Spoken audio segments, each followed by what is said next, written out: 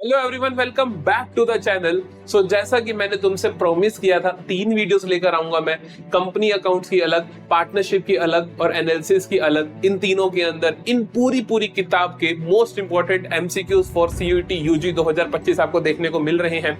Company की already video आ चुकी है जिसके अंदर 90 मोस्ट इंपॉर्टेंट क्वेश्चंस मैंने आपको कंपनी अकाउंट्स के करवाए, बुक 2 के करवाए। फिर मैंने 180 मोस्ट इंपॉर्टेंट क्वेश्चंस आपको पार्टनरशिप के करवाए और ये रहने वाली है 100, एकदम शतक लगा देंगे हम 100 most important questions of analysis of financial statement, जो आपकी बुक नंबर 3 है। पूरी किताब के हर चैप्टर का हर क्वेश्चन यहाँ पे कवर होएगा, चाहे वो थ्योरी है, चाहे वो अकाउंटिंग रेशियोज है, चाहे वो कैश फ्लो स्टेटमेंट है।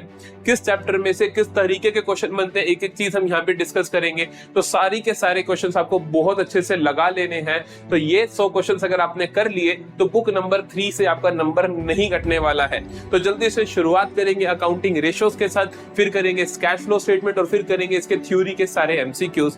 तो जल्दी से शुरू करते हैं। Best wishes to you. So मैं लेकर आ गया हूं आपके लिए अकाउंटिंग रेशियोज के मोस्ट इंपॉर्टेंट एमसीक्यूज। जैसा कि मैंने आपसे वादा किया था कि मैं आपके लिए लेकर आऊंगा मोस्ट इंपॉर्टेंट, बहुत सारे 35 टू बी प्रिसाइज 35 एमसीक्यूज हम करने वाले हैं। तो यहां से आपका थ्योरी एज वेल एज हर एक रेशो यहां पे कवर होने वाली है। कोई भी रेशो यहां पर नहीं छूटने वाली है, सच बता रहा हूं। तो सारी रेशोज एटलीस्ट एक बार तो आपकी रिवाइज हो ही जाएंगी। सो कोई प्रॉब्लम नहीं रहेगी। पूरी लेक्चर अच्छे से सुनना। 35 क्वेश्चन है, लगभग हम 40 से 45 मिनट में खत्म करेंगे और यही स्पीड आपको पेपर में भी दिखानी है। आपको समझ आ जाएगा किस लेवल के क्वेश्चन आते हैं और हमें किस तरीके से करने हैं। शुरू करते हैं पहले क्वेश्चन से। टॉपिक वाइज चलेंगे हम यहाँ पर बेसिकली। तो सबसे पहले हमारे पास थ्योरी के क्वेश्चन देख लेते हैं। थ्योरी के क्या क्या क्वेश्चन हमारे को देखने को मिलने वाले हैं। पहला क्वेश्चन देखो, अकाउंटिंग रेशियो क्या होता है, मैंने आपको पहले ही बताया था। ये होता है बेसिकली रिलेशन बताता है जो डिफरेंट अकाउंटिंग फिगर्स के बीच में। बेस्ड ऑन कैश ट्रांजैक्शन नहीं, क्रेडिट भी आती है। बेस्ड ऑन क्रेडिट नहीं, कैश क्रेडिट दोनों आती है। It is arithmetic relationship between two accounting variables, बिल्कुल ठीक है। Tool used by individuals to conduct a quantitative analysis, नहीं। क्वांटिटी एनालिसिस करने के लिए बहुत सारे टूल्स आप यूज कर सकते हो, not accounting ratio. Accounting ratio particularly arithmetic relationship between accounting variables के बीच में रिलेशनशिप होता है। अगला देखते हैं, accounting ratios can be expressed in. Accounting ratios को किस किस तरीके से एक्सप्रेस कर सकते हैं, मैंने आपको 4 फॉर्म्स बताई थी। एक तो होती है प्योर रेशियो की फॉर्म में, एक होता है टाइम्स की फॉर्म में, एक होता है फ्रैक्शन की फॉर्म में और एक होता है परसेंटेजेस की फॉर्म में। Times yes, percentages yes, fraction yes, all of this. और एक रह गई इसके अंदर प्योर रेशियो या फिर सिंपल रेशियो। तो हम अकाउंटिंग रेशियो को 4 तरीकों से रिप्रेजेंट कर सकते हैं, चारों आपको अच्छे से पता होने चाहिए। फिर हम बात करते हैं ratios provide a dash measure of companies performance and condition.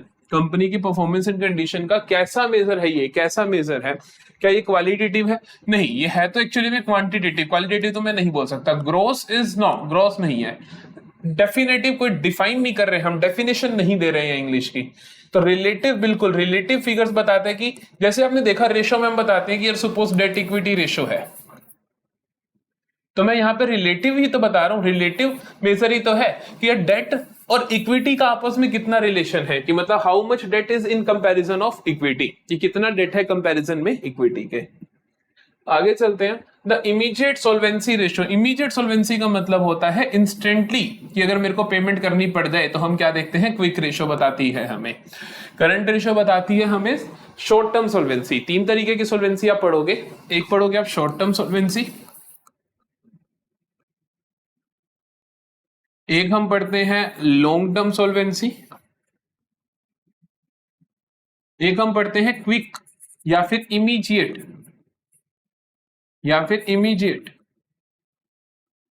तो ये जो शॉर्ट टर्म सोल्वेंसी होती है ये मेरी करंट रेशो होती है। लॉन्ग टर्म सोल्वेंसी जो होती है मेरे पास, ये बताती है मेरे को सोल्वेंसी रेशोस, जिसके अंदर हम debt equity, total asset to debt, proprietary ratio, ये सारी पढ़ते हैं हम। और क्विक इमीडिएट बताता है हमारे को क्विक रेशो या लिक्विड रेशो या एसिड टेस्ट रेशो।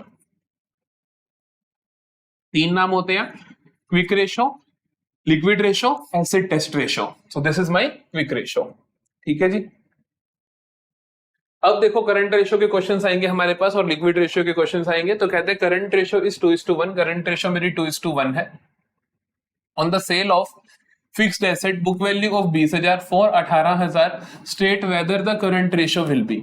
देखो कभी भी आपके पास आता है कि किसी पर्टिकुलर ट्रांजैक्शन से किसी पर्टिकुलर रेशियो पे क्या फर्क पड़ेगा। उस क्वेश्चन को करने का तरीका बहुत सिंपल है।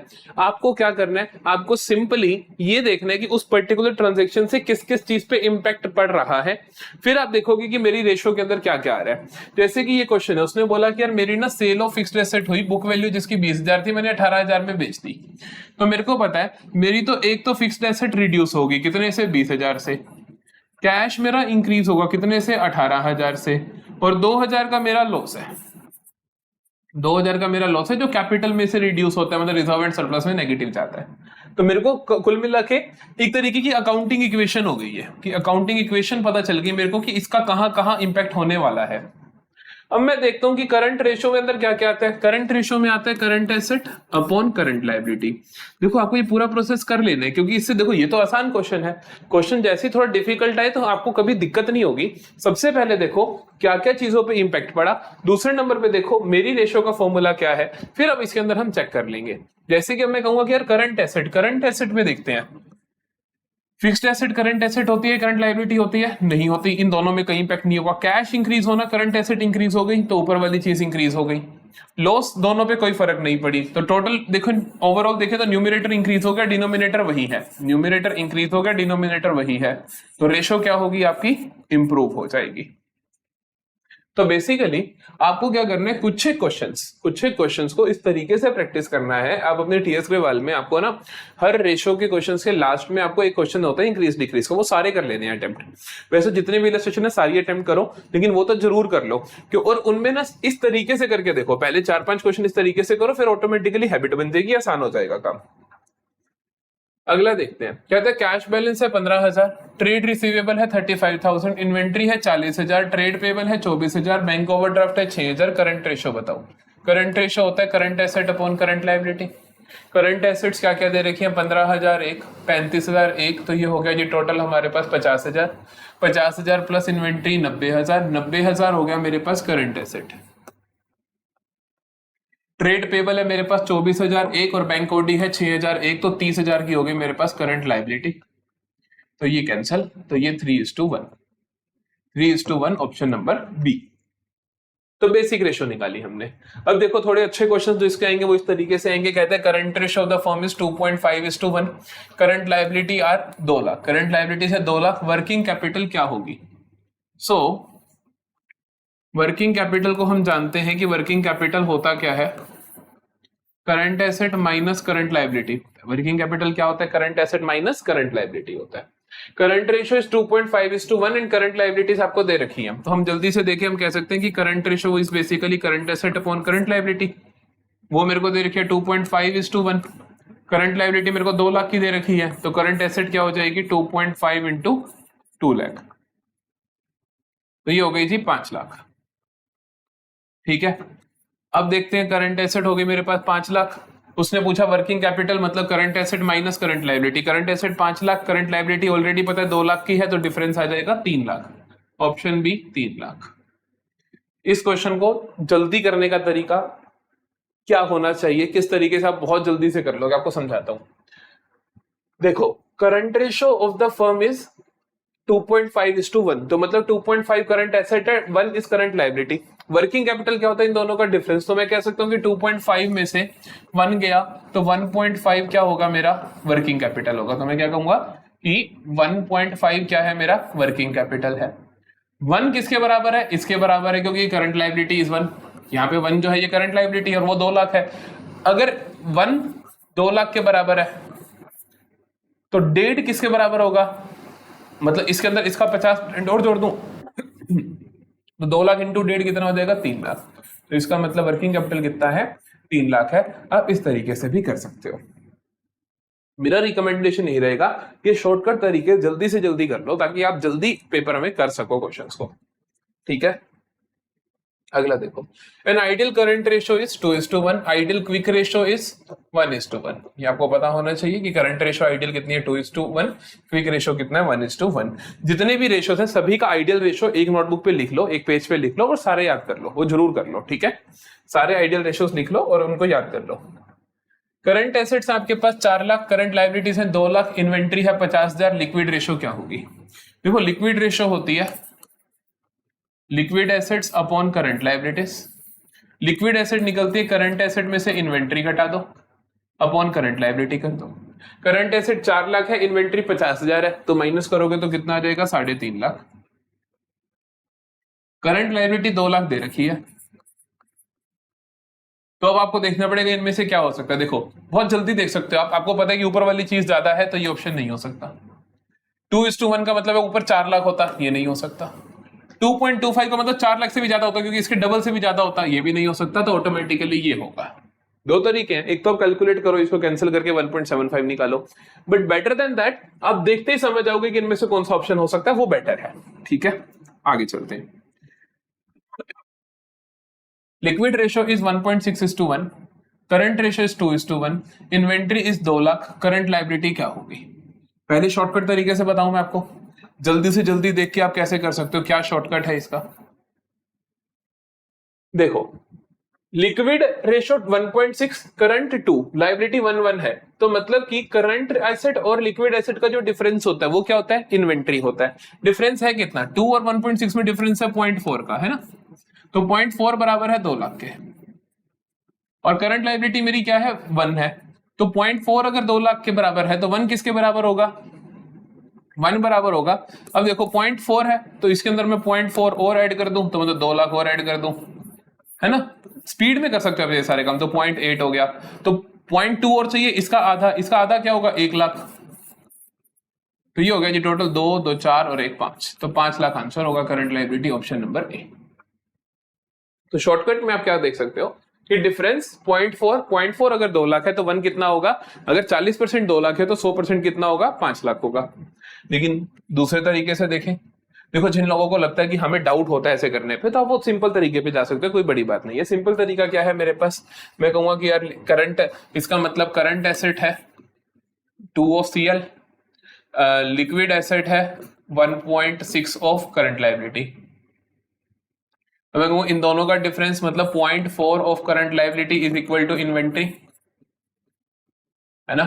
क्योंकि current assets minus liquid asset किसके बराबर होती है? इन्वेंट्री के बराबर होते हैं। तो हमने कहा कि करंट एसेट माइनस, इनमें माइनस करा 2 ऑफ, मतलब करंट एसेट की वैल्यू ये रही, लिक्विड एसेट की वैल्यू ये रही, तो मैंने 2 CL में से 1.6 CL माइनस करा 0.4 CL बराबर होगा किसके? इन्वेंट्री के। तो मैंने बोला कि 0.4 CL बराबर है 2 लाख के, क्योंकि इन्वेंट्री मेरे को क्वेश्चन में 2 लाख दे रखी है।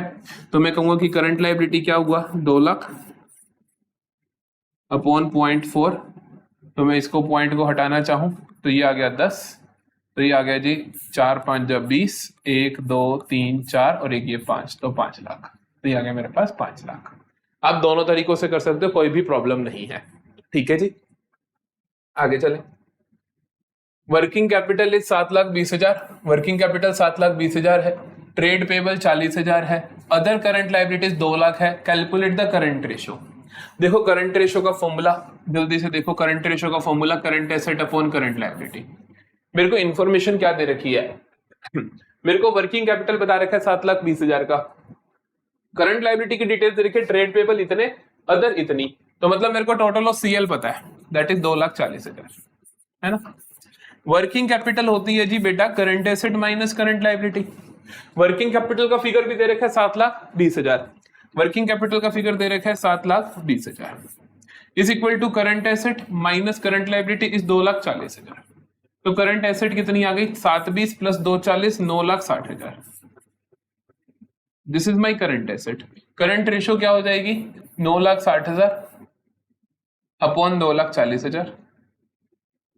ये कैंसिल, ये कैंसिल, 24 इंटू 4 होता है तो 4:1, तो ऑप्शन नंबर डी आ जाएगा। ठीक है, चलो जी अगला देखें। लॉन्ग टर्म बोरोइंग्स, अब मेरे पास सॉल्वेंसी रेशियोज आ रही हैं। Long term borrowings 1,20,000, long term provision 80,000, short term provision 50,000, long term date कितना होगा?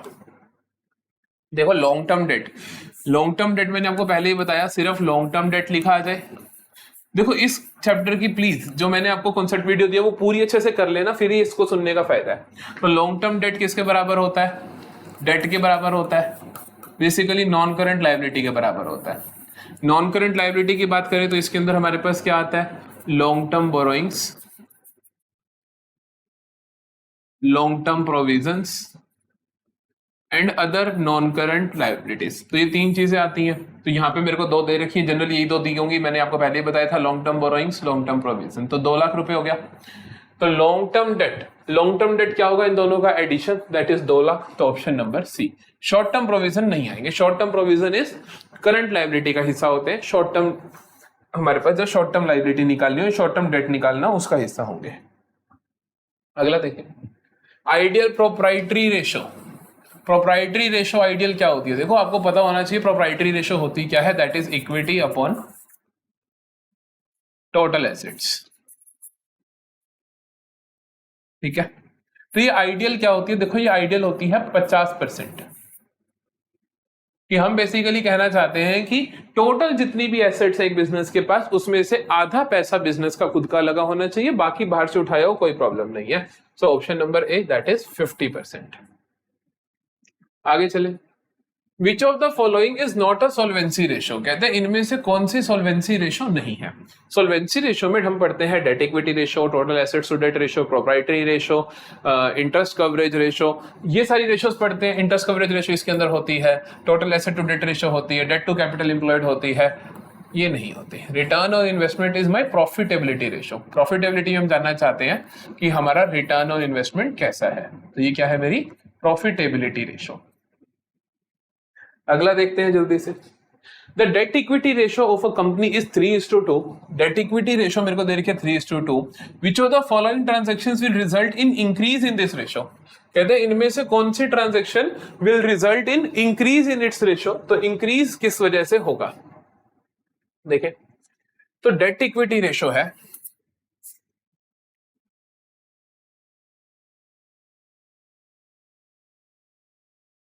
तो डेट इक्विटी रेशो इज 3:2। ऊपर वाली चीज ज्यादा, नीचे वाली कम। Which of the following will result in increase, देखो इंक्रीज कब होगा, इंक्रीज होगा जब ऊपर वाले, देखो मैं आपको बता रहा हूं कब होगा, वैसे ही क्वेश्चन आसान है लेकिन आपको सारी परिस्थितियां याद होनी चाहिए।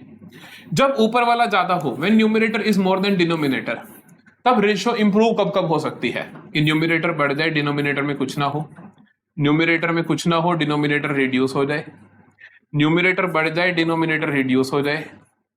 ये तीनों केस तो हर रेशो पे लगेंगे, चाहे वो पहले वाला बड़ा हो जाए, छोटे हो, कोई भी फर्क नहीं पड़ता। मतलब अगर मैं कहूं कि ये न्यूमरेटर लेस देन डिनोमिनेटर होता, या न्यूमरेटर मोर देन डिनोमिनेटर होता, या बराबर होते, इन तीनों केस में तो रेशो इंप्रूव ही होगी। लेकिन अगर दोनों का कम ज्यादा होना हो तो हम कहेंगे कि बोथ, हम कहेंगे कि जब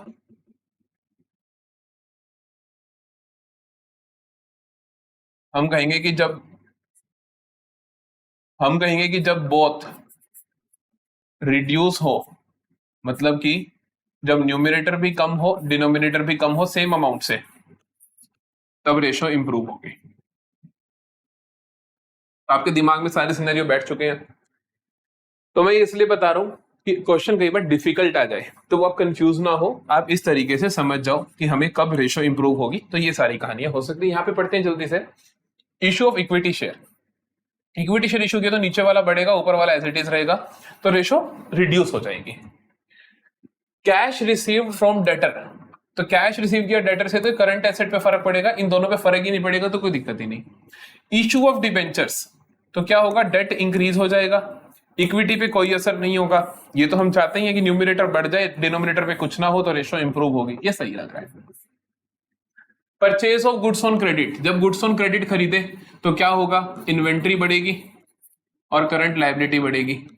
तो बेसिकली ना डेट पे फर्क ना इक्विटी पे, तो ये भी नहीं हो सकता। तो option number C is the correct option. इस एक क्वेश्चन से हमने बहुत कुछ सीख लिया, किस तरीके से आपको रेशोज का इंक्रीज डिक्रीज पता चल जाएगा, वो सारे केसेस यहाँ पे हम अच्छे से समझ सकते हैं। Name the aggregate of share holders fund and total date. Total date और शेयर होल्डर्स फंड का सम क्या होता है। टोटल डेट के अंदर क्या आता है, करंट लायबिलिटी भी आती है, नॉन करंट लायबिलिटी भी आती है। टोटल डेट के अंदर क्या आता है, करंट लायबिलिटी भी आती है और नॉन करंट लायबिलिटी भी आती है, प्लस शेयर होल्डर्स फंड भी आता है। अगर इसने कहा ना कि तीसरी चीज ये, तो इन तीनों का सम क्या हो गया, देखो ये लायबिलिटी साइड के अंदर तीन ही तो आइटम्स होती हैं, तो ये टोटल लायबिलिटी हो गया। ऑप्शन रीड करें, नॉन करंट एसेट गलत, कैपिटल एम्प्लॉयड गलत, टोटल डेट गलत, total date plus share holder fund है ना, टोटल एसेट्स ठीक, क्योंकि टोटल लायबिलिटी होता है तो टोटल लायबिलिटी और टोटल एसेट्स क्या होते हैं, हमेशा बराबर होते हैं। ठीक है जी, अगला देखो, लॉन्ग टर्म बोरोइंग्स दे रखी है आपको 1 लाख की, लॉन्ग टर्म प्रोविजन दे रखे हैं 50,000 के, करंट लायबिलिटीज दे रखी है, नॉन करंट एसेट्स दे रखी है, करंट एसेट्स दे रखी है। कहता है total assets to debt ratio निकालो। टोटल एसेट निकालने के लिए एसेट साइड अप्रोच में करंट और नॉन करंट को जोड़ दो तो टोटल एसेट आ जाती है। तो टोटल एसेट कितनी है, 1,80,000 plus 45,000 2,25,000 upon total assets to debt ratio. Whenever I say debt, debt का मतलब क्या होता है, long term debt. Long term debt के अंदर क्या क्या आता है, लॉन्ग टर्म बोरोइंग्स और लॉन्ग टर्म प्रोविजंस, दो ही चीजें आती हैं। तो दोनों देखें, लॉन्ग टर्म बोरोइंग्स ये रही, लॉन्ग टर्म प्रोविजन ये रही, तो ये क्या है 1 लाख और 1,50,000। ठीक है जी, सिर्फ इतना देख के आप कर सकते हो आंसर? हाँ जी सर बिल्कुल कर सकते हैं। कैसे करोगे, देखो ऊपर वाला ज्यादा है, कम तो है नहीं, तो ये नहीं हो सकता। इतना 9 गुना भी नहीं है, ये नहीं हो सकता। इसका 1.5 गुना है कि नहीं, देखें 1.5 लाख का 1.5 गुना 2,25 ही होगा, बिल्कुल ये सही आंसर है। तो 1.25 गुना नहीं है, देख लो इसका 1.5 गुना 1,50,000 का 1.5 टाइम्स इज 2,25,000 ही होता है। तो okay, option number B is the correct option. आप ऐसे कर सकते हो, कैलकुलेट भी कर सकते थे, दोनों सही थे। अगला देखें, यहां पे कहता है non current assets of a firm are 26 lakh. Non current assets कितने की हैं, 26 लाख की हैं। करंट एसेट्स है 9 लाख की। तो टोटल एसेट्स पता चल गई यहां से मेरे को। शेयर होल्डर्स फंड दे रखे हैं 21,50,000। Total date of the firm, total date देखो मेरे को गिवन क्या है, मेरे को गिवन है non current asset, current asset, share holders fund और टोटल डेट पूछ लिया। इसके अंदर दो ही चीजें होती है लाइबिलिटी के अंदर, current liability, non current liability, और इन दोनों के सम को हम टोटल डेट बोलते हैं।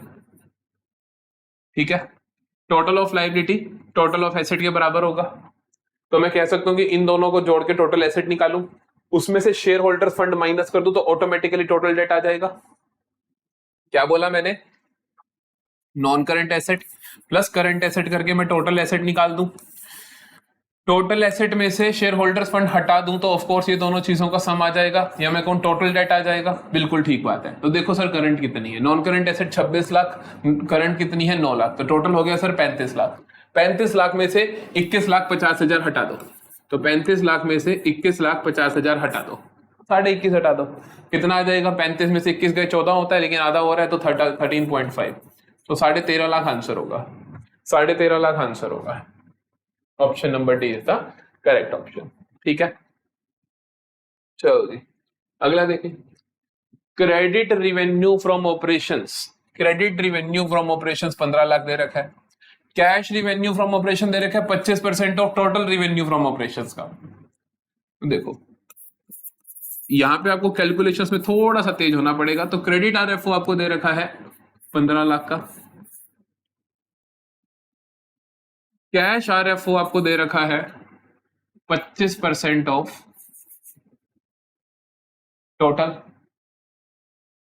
लिक्विड एसेट्स दे रखी है 2 लाख, इन्वेंट्री दे रखी है 1 lakh.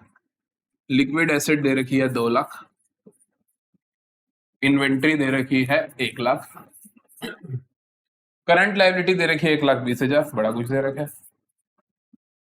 Working capital turnover ratio will B, उसने पूछा मेरे से वर्किंग कैपिटल टर्नओवर रेशियो। इस बात का प्लीज ध्यान रखना, अगर वो आपसे पूछता है वर्किंग कैपिटल रेशो तो उसका मतलब होता है करंट रेशो। अगर वो आपसे पूछता है वर्किंग कैपिटल रेशो, लिख लो अपनी नोटबुक्स में, तो उसका मतलब होता है करंट रेशो। लेकिन उसने पूछा वर्किंग कैपिटल टर्नओवर रेशो तो इसका मतलब होता है आरएफओ अपॉन वर्किंग कैपिटल। ठीक है, आरएफओ निकालने के लिए मेरे को दो इंफॉर्मेशन दे रखी है कि क्रेडिट आरएफओ कितना है और कैश आरएफओ कितना है, तो टोटल में निकाल लूंगा। क्वेश्चन ने बोला cash RFO is 25% of total, credit RFO का अमाउंट दे रखा है। इसका मतलब if cash RFO is 25% of total, तो इसका मतलब क्रेडिट आरएफओ क्या होगा, 75% ऑफ टोटल, है ना। टोटल क्या तो कैश होगा या क्रेडिट होगा, तो अगर ये 25% कैश है तो बाकी बचा क्या होगा, क्रेडिट होगा। तो इट मींस 75% ऑफ आरएफओ किसके बराबर है बेटा, 1,50,000 नहीं 15 लाख के, है ना।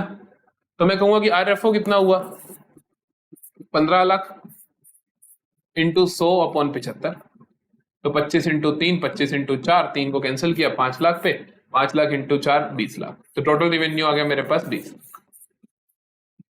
तो आरएफओ तो मेरे को समझ आ गया 20 lakh. Okay, upon working capital क्या होती है? वर्किंग कैपिटल होती है sir ji current asset minus current liability. करें current asset minus current liability. Liquid asset दे रखी है, इन्वेंट्री दे रखी है, इन दोनों को जोड़ के क्या आ जाएगा? Current asset. करंट लायबिलिटी सीधी दे रखी है, तो वर्किंग कैपिटल क्या हुई? इन दोनों को जोड़ दो, उसमें से ये माइनस कर दो, तो 2 लाख प्लस 1 3 लाख, 3 लाख में से 1,20,000 गया तो 1,80,000, 1,80,000। समझ गए? तो बेसिकली ऊपर कितना है? 20 लाख, नीचे कितना है? 1.8 लाख, है ना? उड़ा दो इसको इसको, अब क्या बच गया देख लो, 1.8 20, या मैं कहूं कि 200/18, कैंसिल करके देख लो, 18 एक 18, फिर 2 जीरो आई तो 18 एक 11 point something, 11 point something, 11 point something. तू नहीं है, तू नहीं है, तू नहीं है, तू है, आंसर आ गया। समझ आ गई बात? इस तरीके से अपने को कर देना है, ठीक है? आगे चलते हैं। अब अच्छे अच्छे क्वेश्चन आएंगे, क्योंकि जब इन्वेंट्री टर्नओवर रेशियो के क्वेश्चंस होते हैं वो जबरदस्त क्वेश्चंस होते हैं। अब आगे अच्छे अच्छे क्वेश्चंस आने शुरू हो जाएंगे। विच ratio do you calculate by using the creditors? मैंने पढ़ लिया कैलकुलेटर्स, कौन सा क्वेश्चन आप कैलकुलेटर का यूज? हम सारी रेशियो कैलकुलेटर यूज करके तो निकालते हैं, तो भाई नहीं निकालनी है, नहीं निकालनी है। जो भी आप प्रैक्टिस कर रहे हो वो अपने हाथ से करके निकालो, दिमाग में करो विदाउट यूजिंग कैलकुलेटर, क्योंकि पेपर में कैलकुलेटर नहीं मिल रहा। विच ratio do you calculate by using the creditors? Creditors का यूज करके कौन सी रेशियो निकालते हैं? इन्वेंट्री टर्नओवर नहीं सर, इन्वेंट्री टर्नओवर का फॉर्मूला होता है COGS upon average inventory. Trade payable turnover ratio इसका होता है क्रेडिटर्स, बिल्कुल बिल्कुल बिल्कुल। ट्रेड पेबल टर्नओवर रेशियो कैसे निकलती है? Credit purchases upon average trade payable. तो एवरेज ट्रेड पेबल कैसे निकलेंगे? क्रेडिटर्स का यूज करके निकलेंगे। ट्रेड रिसीवेबल टर्नओवर रेशियो कैसे निकलती है सर? ये निकलता है credit sales upon average TR. तो इसके अंदर ट्रेड रिसीवेबल डेटर्स का यूज होकर निकलता है। Working capital turnover RFO upon working capital, तो इसमें भी क्रेडिटर्स का कोई यूज नहीं है। So the correct answer will be option number C. आगे चलते हैं। अब firms current assets are 3,60,000, current assets है फर्म की 3,60,000, करंट रेशियो इज 3:1। ओके जी। Cost of RFO is 12 lakh. It's working capital turnover ratio भी, वर्किंग कैपिटल टर्नओवर रेशियो क्या होगी? आरएफओ अपॉन वर्किंग कैपिटल होगी, है ना? ओके, तो वर्किंग कैपिटल टर्नओवर रेशियो क्या होगी? आरएफओ अपॉन वर्किंग कैपिटल होगी। फर्म की करंट एसेट्स है मेरे पास 3,60,000, करंट रेशियो है 3:1। तो देखो और कॉग्स दे रखा है, ध्यान रखना वर्किंग कैपिटल टर्नओवर रेशियो का फॉर्मूला होता है RFO upon working capital. But in case आप ये नहीं पता लगा सकते कि आरएफओ है कितना, जैसे इस क्वेश्चन में सिर्फ कॉग्स दिया हुआ है, ग्रोस प्रॉफिट वगैरह की कोई डिटेल नहीं है, तो मैं इस क्वेश्चन में पता ही नहीं लगा सकता हूं कि आरएफओ कितना है, तो मैं यहाँ पे कॉग्स का यूज कर सकता हूं। तो मैं इस फॉर्मूले को ये भी बोल सकता हूं कि this is COGS upon WC, ठीक है? इसीलिए मैंने क्वेश्चन डाला था। तो ये आ गया 12 लाख। वर्किंग कैपिटल कैसे निकालेंगे? वर्किंग कैपिटल कैसे निकलेंगे? Current asset minus current liability. कैसे निकलेगा? Current asset minus current liability. Current ratio दे रखी है, करंट रेशियो होता है current asset upon current liability, तो 3/1 दे रखी है। करंट एसेट बराबर है 3,60,000 के, upon current liability is equal to 3/1। तो मैं कह सकता हूं कि करंट लायबिलिटी किसके बराबर होगा? 3,60,000 अपॉन 3, दैट इज 1,20,000। डिफरेंस कितना आया? 3,60,000 में से 1,20,000 माइनस किया तो डिफरेंस आ गया आपके पास 2,40,000। तो 2,40,000, तो वर्किंग कैपिटल कितना है? 2,40,000 का, तो 2.4 लाख का। लाख और लाख कैंसिल आउट हो गए, तो हम बोल सकते हैं कि 120/24, 24 इंटू 5 120 होता है। 5 टाइम्स इज माई आंसर। आया समझ? चलो जी आगे चलें। क्या कहता है क्वेश्चन? बड़ा लंबा चौड़ा क्वेश्चन है, ध्यान से देखते हैं। Cost of RFO is 10 lakh. तो कॉस्ट ऑफ आरएफओ मतलब कॉस्ट ऑफ गुड सोल्ड कितना है? 10 लाख है। Gross profit 20% of RFO, GP 20% of RFO.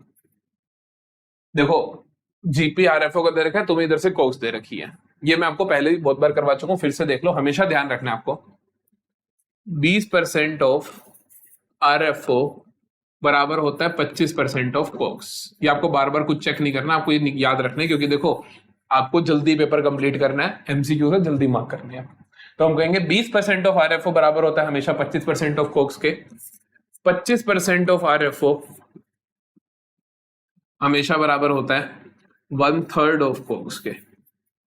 या मैं कहूं 1/3 ऑफ कोक्स बोल दूं, या मैं बोल दूं 33.33% ऑफ कोक्स के लिए। ठीक है, तो ये आपको दो याद रखने हैं। अगर क्वेश्चन इधर से उधर हो तो आपको ये भी याद रख सकते हैं 25% ऑफ कोक्स 20% ऑफ RFO के बराबर है। 33.33% ऑफ कोक्स 25% ऑफ RFO के बराबर है, क्योंकि कई बार इसका दिया होगा, कई बार उसका दिया होगा, तो आपको इधर उधर घूमना पड़ सकता है। तो कोक्स अगर 10 लाख है, जीपी 20% ऑफ RFO है, तो हम जीपी क्या बोल सकते हैं, कोक्स का कितना होगा बेटा, 25% ऑफ कोक्स होगा, है ना। कितना हलवा हो गया, कितना आसान हो गया। कैश रिवेन्यू फ्रॉम ऑपरेशन कितना है, कैश RFO बोलते हैं कितना है, कैश RFO है 20% ऑफ टोटल RFO। तो कैश RFO इज 20% ऑफ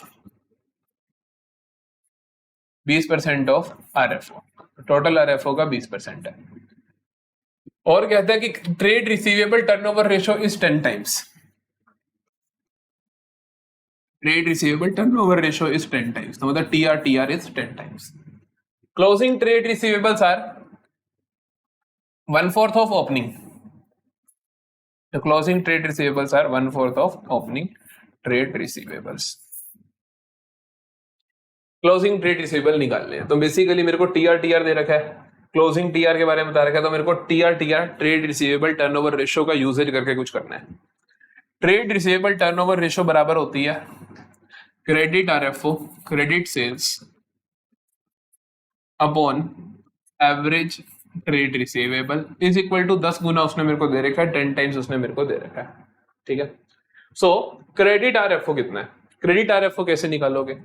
अब देखो मेरे को कोक्स पता है, मैं बहुत जल्दी जल्दी चीजें निकाल के आपको सिखाऊंगा। देखो आपने एक बार हल्का सा एक बार लिख भी लिया तो आपका क्वेश्चन खत्म है। ये कोक्स आपका 10 लाख है, उसने बोला कि GP is 20% of RFO means 25% of Cokes. 25% of 10 lakh कितना होता है, 2.5 लाख होता है, तो मेरा जीपी आ गया 2.5 लाख। ठीक है, RFO कितना होता है, RFO होता है सर कोक्स प्लस जीपी, तो मतलब 10 लाख प्लस 2.5 लाख तो 12.5 लाख।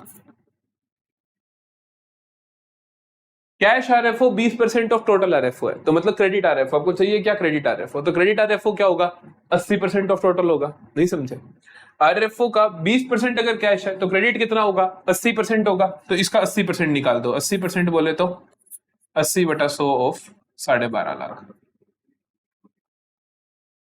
ठीक है, 80/100 होगा क्या, बेसिकली 80/100 होगा जी, देखो इसका 4/5, तो ये 5 कैंसिल होगा, 5 × 2 10 और 2.5, तो ये आ गया 10 लाख। ऐसी कैलकुलेशन करनी, 0 नहीं लिखनी बिना बात के, 10 लाख। तो मेरे पास क्रेडिट RFO आ गया 10 lakh upon average trade receivable is equal to 10, तो मैं कह सकता हूं कि एवरेज TR आया मेरे पास 10 lakh upon 10 that is 1 lakh.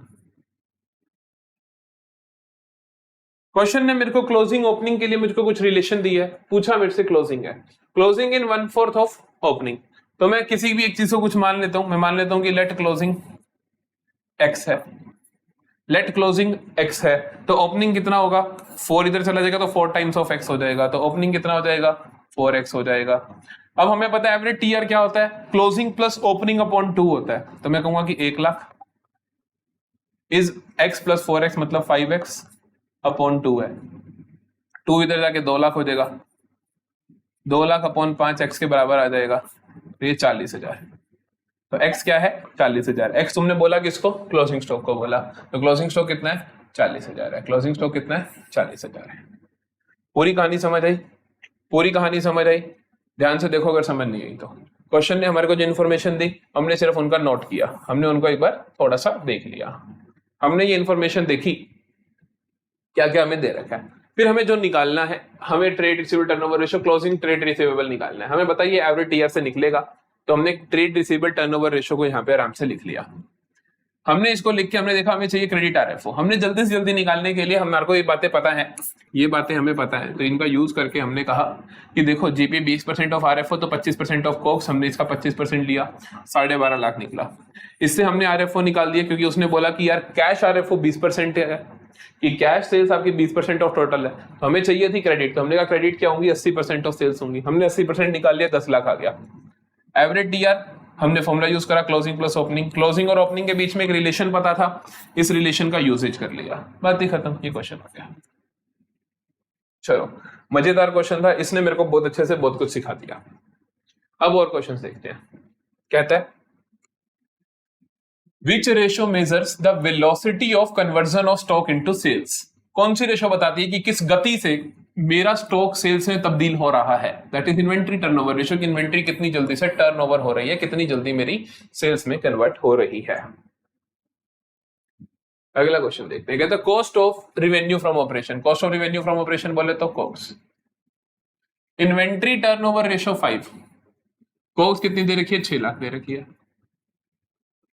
Inventory turnover ratio दे रखी है आपको 5, find out the value of opening inventory if opening inventory is 8,000 less than closing inventory, opening inventory क्या है, क्लोजिंग में से 8,000 हटा दो, सॉर्टेड है, ठीक है बेटा।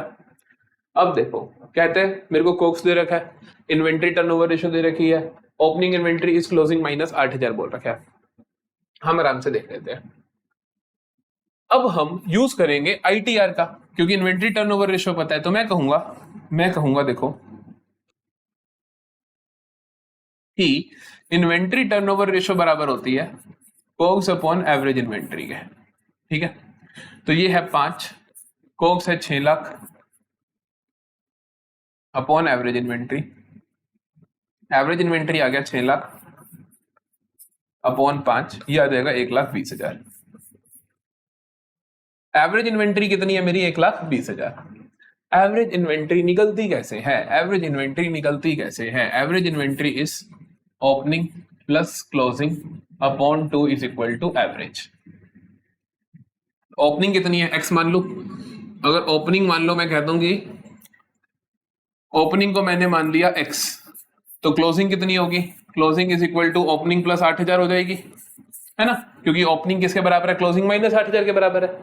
अगर मैंने ओपनिंग को x मान लिया तो क्लोजिंग क्या हो जाएगी, ओपनिंग प्लस 8,000, तो मतलब x plus 8,000,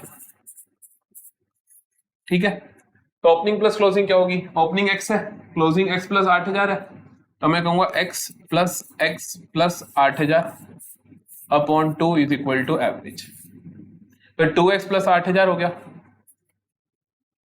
2x plus 8,000 is equal to average 1,20,000 पता है, तो 1,20,000 इंटू 2 दैट इज 2,40,000, तो 2x किसके बराबर आया, 240 में से 8 चला गया, x किसके बराबर आया, 240 में से 8 गया तो 2,32,000 अपॉन 2, तो ये आ गया मेरे पास 2 1 2 6 1,16,000, तो 1,16,000 मेरे पास क्या आ रहा है, ओपनिंग इन्वेंट्री। क्वेश्चन ने क्या पूछा मेरे से, क्वेश्चन ने क्या पूछा है, ओपनिंग इन्वेंट्री ही, ओपनिंग इन्वेंट्री कितनी आ रही है, 1,16,000। समझ आ रही है बात, बताओ कोई दिक्कत।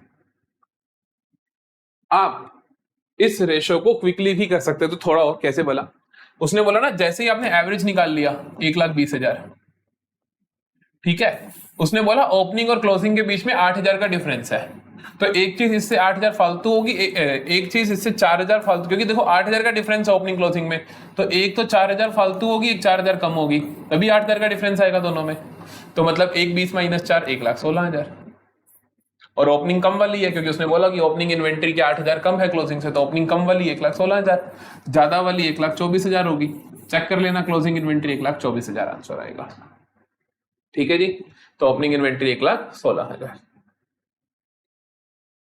आगे देखें, credit RFO, credit revenue from operations is 24 lakh, तो हम कहेंगे credit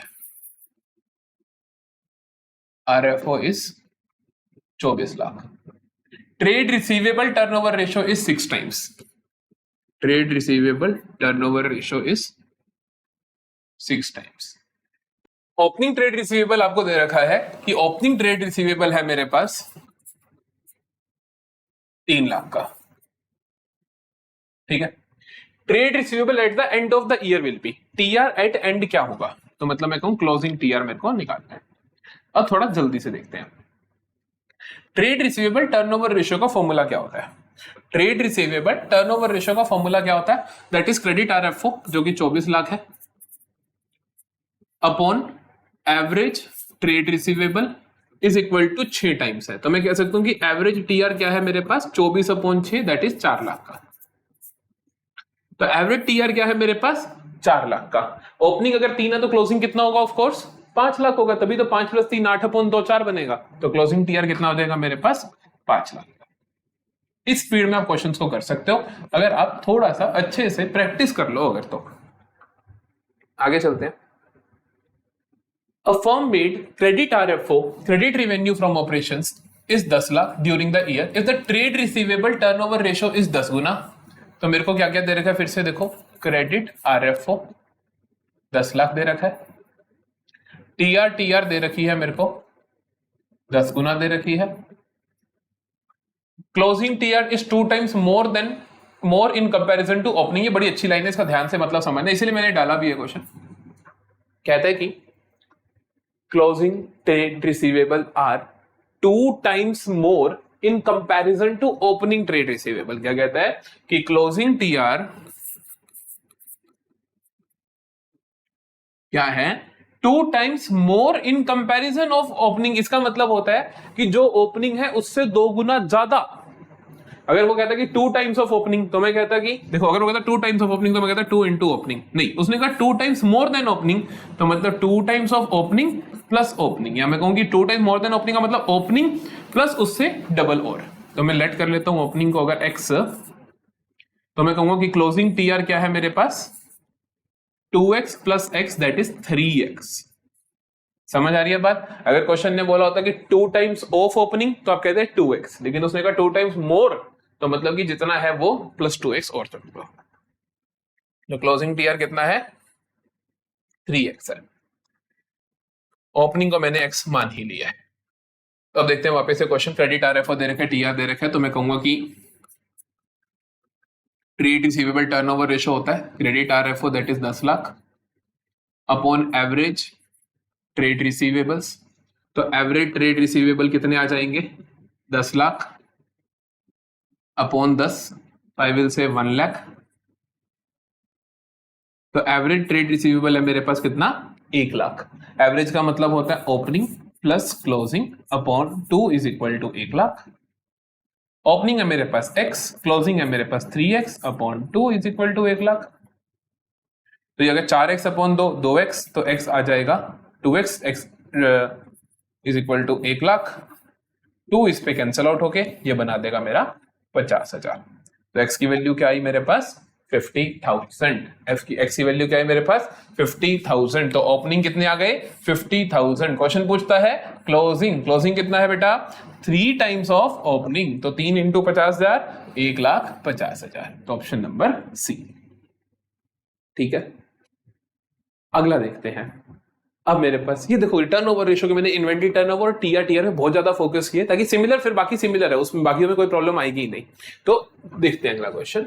opening inventory of the firm is 8 lakh, cost of RFO is 6 lakh, inventory turnover ratio is 5 times, closing inventory क्या होगी।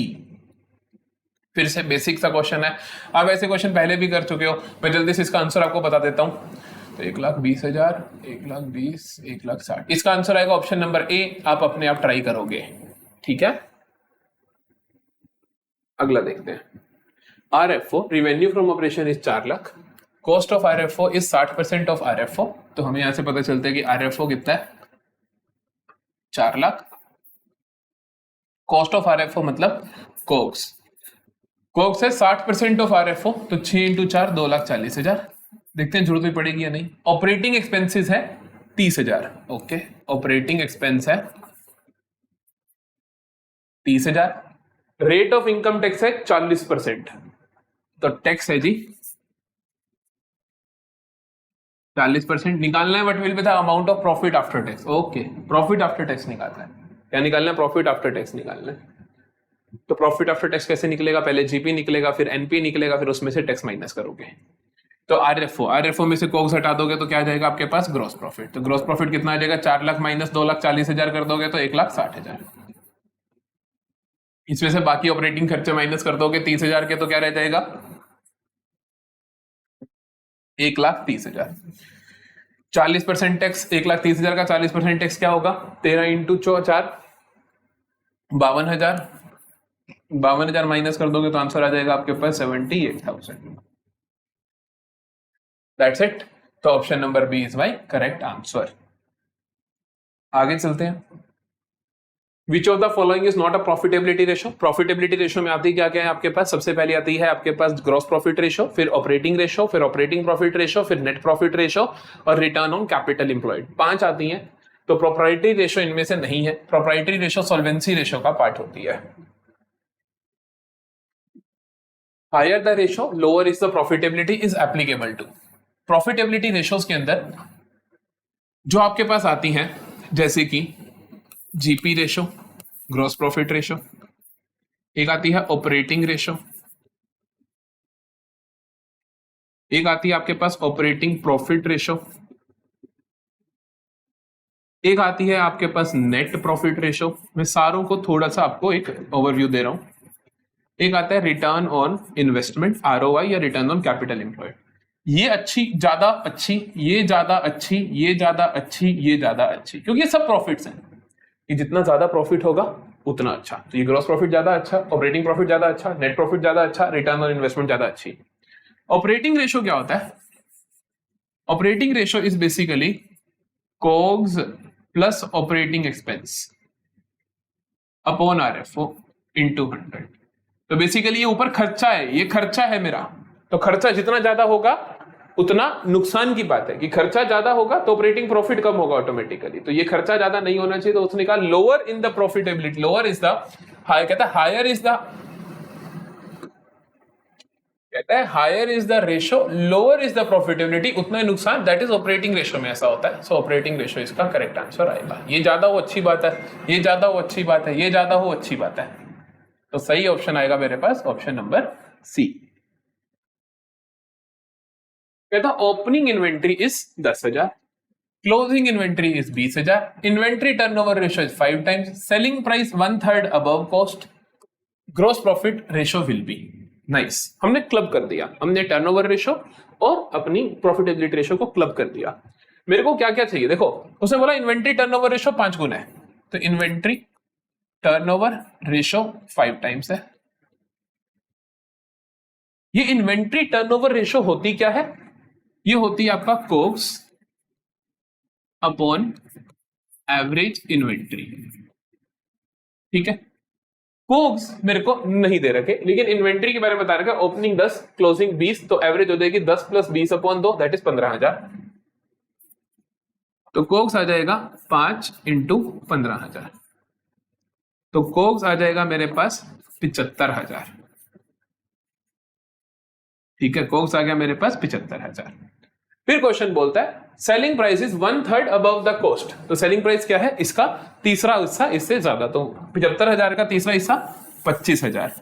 तो मतलब जीपी कितना हुआ, ग्रॉस प्रॉफिट कितना हुआ 25,000, इसका तीसरा हिस्सा आ गया। उसने पूछा जीपी रेशो क्या होगा? जीपी रेशो होता है बेटा ग्रॉस प्रॉफिट अपॉन आरएफओ, ये कॉस्ट ऑफ गुड सोल्ड है। तो आरएफओ क्या होता है? Cost plus GP. आरएफओ क्या होता है? Cost plus GP. तो 75 + 25 क्या हो जाएगा? 1 lakh. So that is 1/4 × 100, that is 25%। ठीक है, अब सुनो, ये क्वेश्चन आप बिना लिखे कर सकते थे। उसने बोला selling price is 1/3 above the cost, इसका मतलब तीसरा हिस्सा ऑफ कॉस्ट, मतलब सेल्स का कितना होगा? 25%। मैंने आपको पहले लिखवाया ना, कि 1/3 of COGS is 25% of sales. 1/3 of COGS is 25% of sales. कहां लिखा हमने?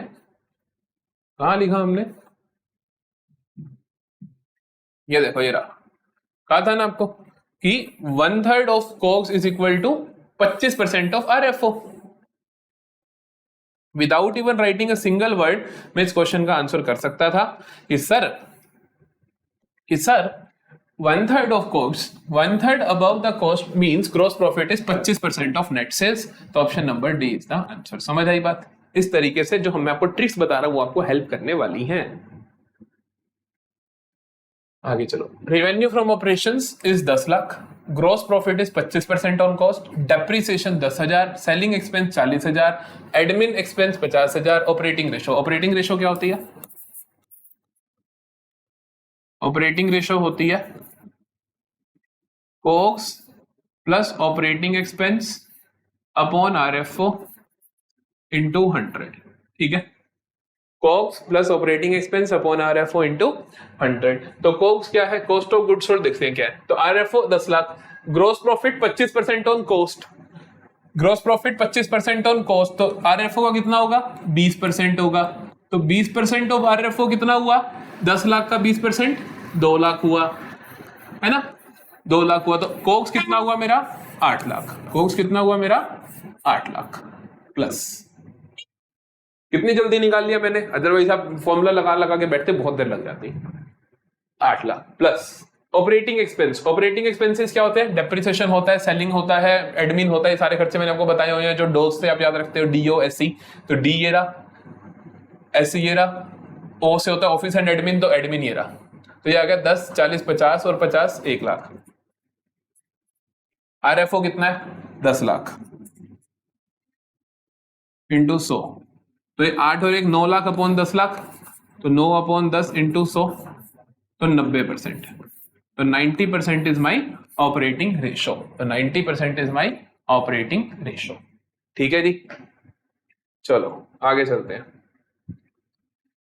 If revenue from operations is 10 lakh and GP is 25% on cost, cost of RFO, cost of goods sold, अरे पिछले पे तो निकाला हमने कहा जी 25% ऑफ कॉस्ट। 25% ऑफ कॉस्ट का मतलब होता है 20% ऑफ सेल्स। तो 20% ऑफ सेल्स मतलब 10 लाख का 20% कितना हुआ? 2 लाख। तो 2 लाख माइनस कर दोगे तो कॉस्ट आ जाएगी, तो माइनस करोगे 2 लाख 10 लाख में से, तो क्या आ जाएगा आपके पास? 8 लाख। तो 8 लाख आपकी कॉस्ट ऑफ गुड्स सोल्ड आ गई। Option number B. आखिरी के 2 क्वेश्चन है, एक रिटर्न ऑन इन्वेस्टमेंट का, एक नेट प्रॉफिट रेशो का। देखें, कहते हैं net profit after interest before tax. हम ना जल्दबाजी में इसको ऐसे पढ़ते हैं, net profit after interest and tax, लेकिन उसने क्या बोला? आफ्टर इंटरेस्ट बिफोर टैक्स, की टैक्स माइनस करने से पहले कितने? 4 लाख का। 10% डिवेंचर्स 10 लाख के, टैक्स का रेट है 60%, शेयर होल्डर्स फंड है 20 लाख, रिजर्व एंड सरप्लस है 10 लाख, नॉन करंट लायबिलिटी है 10 लाख, रिटर्न ऑन इन्वेस्टमेंट। तो रिटर्न ऑन इन्वेस्टमेंट या फिर return on capital employed, formula क्या होता है? फॉर्मूला होता है PBIT, profit before interest tax and dividend, DV लिख देते हैं बस, अपॉन कैपिटल एम्प्लॉयड इंटू 100। ठीक है, तो प्रॉफिट बिफोर इंटरेस्ट टैक्स, तो ये प्रॉफिट जो दे रखा है आपको आफ्टर इंटरेस्ट बिफोर टैक्स है, तो मतलब सिर्फ और सिर्फ इंटरेस्ट और मेरे को वापस से इसके अंदर जोड़ना पड़ेगा, क्योंकि आप वापस आ रहे हो ना। उसने कहा कि net profit after interest, interest minus करने के बाद है, मेरे को बिफोर इंटरेस्ट निकालना है तो इंटरेस्ट ऐड करना पड़ेगा। इंटरेस्ट है कितना? 10% डिवेंचर्स 10 लाख के, तो 1 लाख का, तो मेरा पीबीआईटी आ जाएगा 4 लाख प्लस 1 लाख, क्योंकि 4 लाख क्वेश्चन में गिवन है, 1 लाख का इंटरेस्ट मैंने जोड़ दिया, अपॉन कैपिटल एम्प्लॉयड कितना है? कैपिटल एम्प्लॉयड देखो यहाँ पे कितना है, तो यहाँ पर कैपिटल एम्प्लॉयड निकालने के मेरे पास 2 अप्रोच होते हैं, इक्विटी प्लस डेट कर दो। यहाँ पे इक्विटी और डेट दे रखा है, इक्विटी दे रखा है आपको 20 लाख का, और डेट दे रखा है आपको नॉन करंट लायबिलिटी 10 लाख। चाहे ये देख लो चाहे 10% डिवेंचर देख लो, दोनों को अलग अलग नहीं ऐड करोगे, क्योंकि नॉन करंट लायबिलिटी के अंदर ये इंक्लूडेड है। तो बच्चा गलती करता है, 2 बार ऐड कर देता है ना। नॉन करंट लायबिलिटी के अंदर 10% डिवेंचर इंक्लूडेड है, तो आप एक कंसीडर कर लो 10 लाख। ठीक है, 10 लाख ये हो गया, शेयर होल्डर फंड 20 लाख ये हो गया, तो अपॉन कर दोगे आप 30 लाख से इंटू 100। तो कुल मिला के क्या है? ऊपर है मेरे पास 5 लाख, नीचे है 30 लाख इंटू 100। उड़ गया 5 इंटू 6, 6 इंटू 1 4, और 6 into 6 36, 16 point something. Option number D, option number D. पूरा परसेंटेज कभी नहीं निकालना, सिर्फ यहाँ पे यहाँ निकालोगे, अपने आप आंसर मिल जाएगा। लास्ट क्वेश्चन देखते हैं। Revenue from operations 5 lakh, RFO है जी 5 लाख, कॉस्ट ऑफ आरएफओ है जी 3 लाख, ठीक है, तो RFO है मेरे पास 5 लाख, कॉस्ट ऑफ RFO है जी आपके पास 3 लाख, ऑपरेटिंग एक्सपेंस है जी 30,000। ओके, लिखने की जरूरत पड़नी ही नहीं वैसे। नॉन ऑपरेटिंग एक्सपेंस है, लिख के देते हैं, नॉन ऑपरेटिंग एक्सपेंस है 10,000, ऑपरेटिंग इनकम है 15,000, नॉन ऑपरेटिंग इनकम है 5,000। Net profit ratio will B, net profit ratio कैसे निकलेगी, net profit upon RFO into 100। तो नेट प्रॉफिट निकाले, नेट प्रॉफिट कैसे निकालोगे, आप कहोगे RFO माइनस कोग्स होता है सर आपका GP, तो GP कितना आया मेरे पास 2 लाख, तो GP कितना आया मेरे पास 2 लाख। अब आ जाओ आप ऑपरेटिंग खर्चे माइनस कर दोगे, 2 लाख में से 30,000 गए तो 1,70,000, नॉन ऑपरेटिंग खर्चे माइनस कर दोगे 1,60,000, 15,000 जोड़ दोगे कितना आ गया था, 1,60,000 प्लस 15 175 और ये हो गया 180, तो टोटल कितना आ गया मेरे पास 1,80,000 नेट प्रॉफिट आ गया। तो NPR क्या होगा, नेट प्रॉफिट रेशियो क्या होगा, 1,80,000 अपॉन RFO इंटू 100, 3 4 5 1 2 3 4 5, तो ये जी 180 अपॉन 5, तो 5 3 जा 5 6 जा, तो 36%, ऑप्शन नंबर C आ जाएगा मेरे पास आंसर। तो यहाँ पर हम आते हैं एंड ऑफ द लेक्चर पे। तो हमने यहाँ पर रेशियो एनालिसिस पूरा का पूरा बहुत अच्छे से कंप्लीट कर लिया है। अब आपको रेशियो एनालिसिस क्वेश्चन गलत नहीं होगा, पूरी के पूरे ये सारे 35 क्वेश्चंस आप अच्छे से अटेम्प्ट कर लो, कोई भी प्रॉब्लम नहीं आएगी। सो मैं लेकर आया हूं आपके लिए 35 most important MCQs for cash flow statement. पूरे का पूरा कैश फ्लो स्टेटमेंट हम इन 35 MCQ से रिवाइज कर देंगे अच्छे से, थ्योरी के साथ, कॉन्सेप्ट याद, जैसे कि आपके कई बार अकाउंट का क्वेश्चन किस तरीके से आता है आपको पूरा आइडिया मिल जाएगा।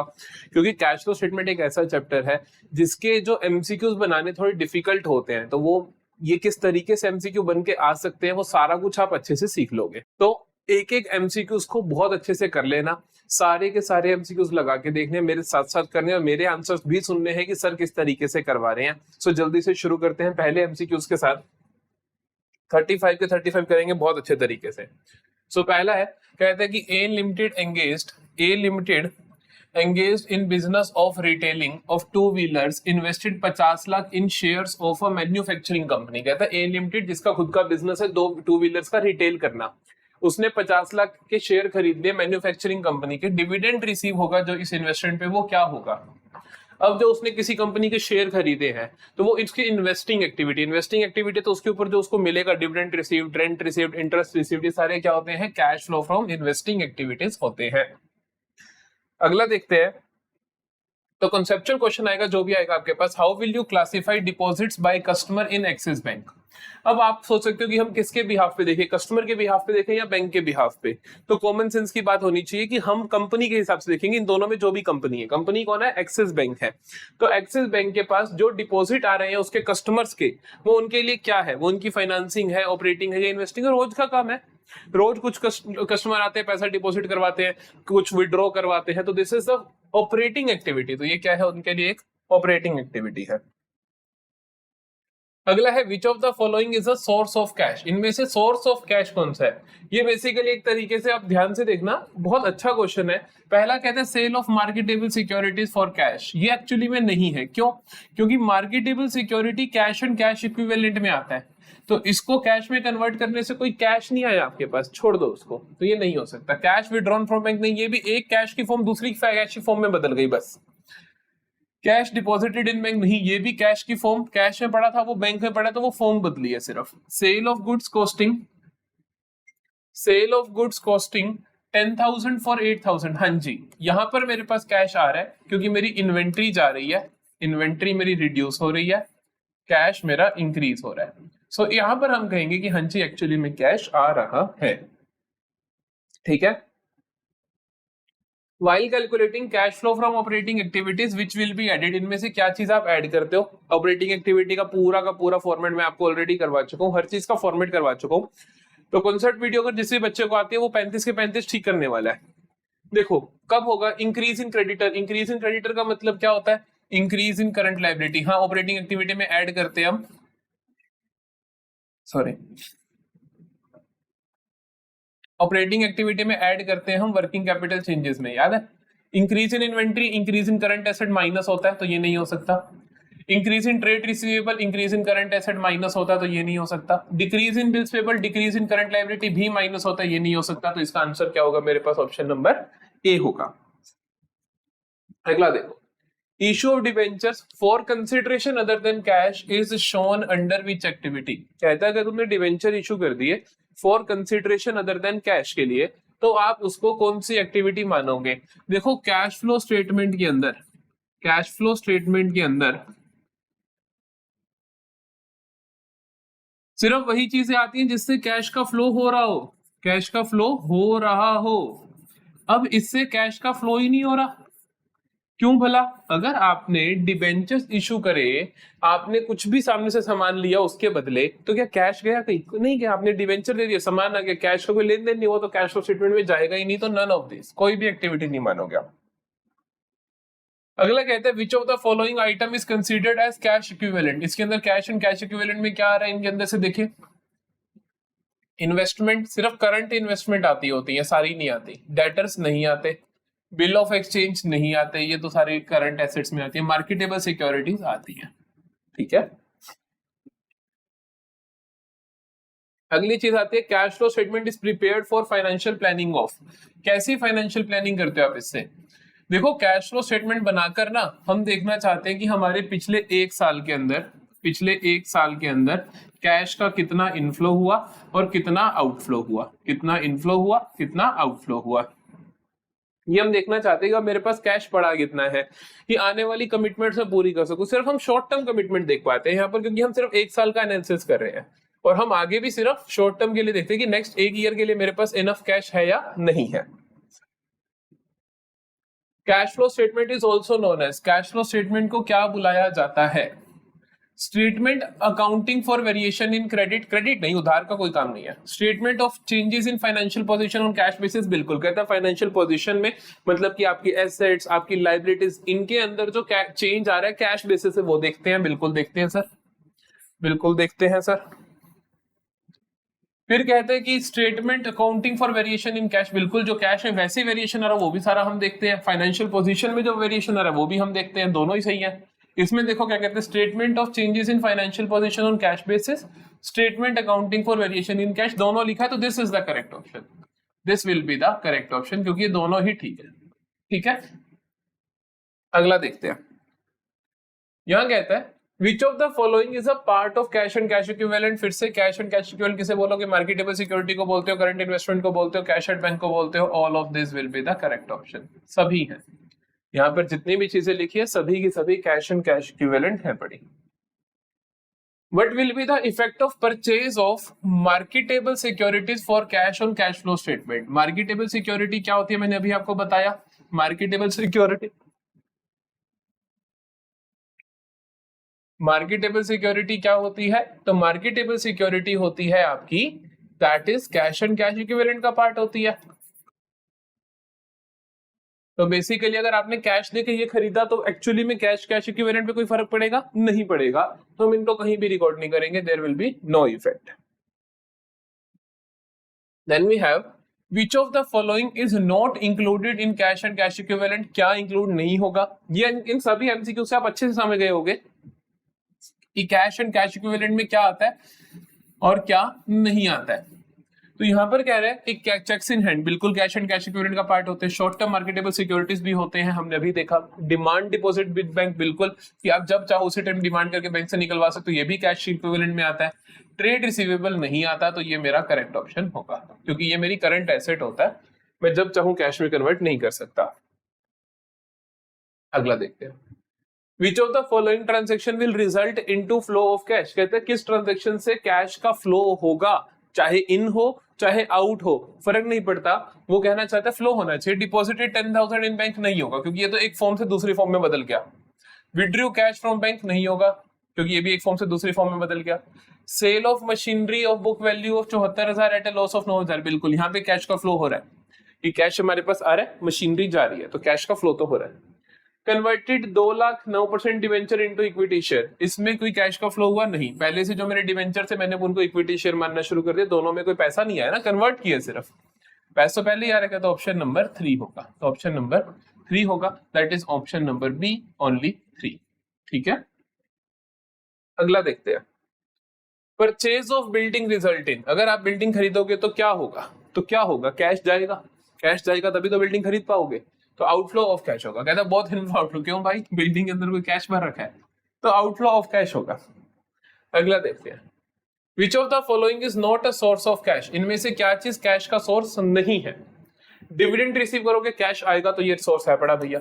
परचेज ऑफ मशीनरी, पैसा जाएगा, so this is not a source of cash. Sale of asset में भी पैसा आएगा, इशू ऑफ शेयर्स में भी पैसा आएगा, तो they are sources of cash, but purchase of machinery is not a source of cash. Dividend received on shares held for sale by financial enterprises is shown as, तो कहते हैं कि dividend जो रिसीव कर रहे हैं ऐसे शेयर्स पे जो फाइनेंशियल एंटरप्राइजेस ने सेल के लिए रखे हुए हैं, तो उसे हम क्या बोलेंगे, हमने कहा था फाइनेंशियल एंटरप्राइजेस के लिए शेयर्स खरीदना बेचना, बैंक इंटरेस्ट क्या कहते हैं, लोन देना लोन लेना, ये सारे काम उनके ऑपरेशंस के होते हैं, तो इस तरीके से कुछ उनको उससे कमाई भी हो रही है, तब भी वो ऑपरेटिंग एक्टिविटी होगा। अगर वो क्वेश्चन में बोलता है कि dividend received on shares held for investment, अगर उन्होंने इन्वेस्टमेंट के लिए हेल्ड कर रखे हैं बाय फाइनेंशियल एंटरप्राइजेस, तब मेरा आंसर बदलता, कुछ बदलता, जो भी बदलता बताइए, कमेंट कीजिएगा। ठीक है जी, आगे चलते हैं। From the following information, find out the inflow of cash by sale of office equipment. Office equipment को सेल करने पे कितना इनफ्लो हो रहा है। ऑफिस इक्विपमेंट दे रखी है, डेप्रिसिएशन दे रखा है, परचेज बता रखा है, पार्ट ऑफ सोल्ड बता रखा है, तो मेरे को इसका खाता बनाना पड़ेगा।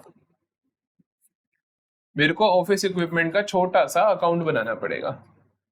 जब आप अकाउंट बना के चेक कर रहे हो कोई भी क्वेश्चन अपने पेपर में, तो आप उसके अंदर ना पूरा मत करना, मतलब सिर्फ और सिर्फ अमाउंट लिख देना। जैसे ऑफिस इक्विपमेंट का ओपनिंग बैलेंस दे रखा है आपको 3 लाख, क्लोजिंग दे रखा है 2 लाख, तो 3 लाख ओपनिंग और 2 लाख क्लोजिंग। एक ये गलती मत करना, अक्सर हमें लगता है कि यार ये पहले पिछला साल होगा फिर अगला साल होगा, तो ये कंफ्यूज हो सकता है, तो ध्यान रखना है कि ओपनिंग कौन सा है, क्लोजिंग कौन सा है। Depreciation for the year was 40,000, depreciation इधर लगता है, तो depreciation 40,000। Office equipment purchase during the year 30,000, तो टू बैंक 30,000।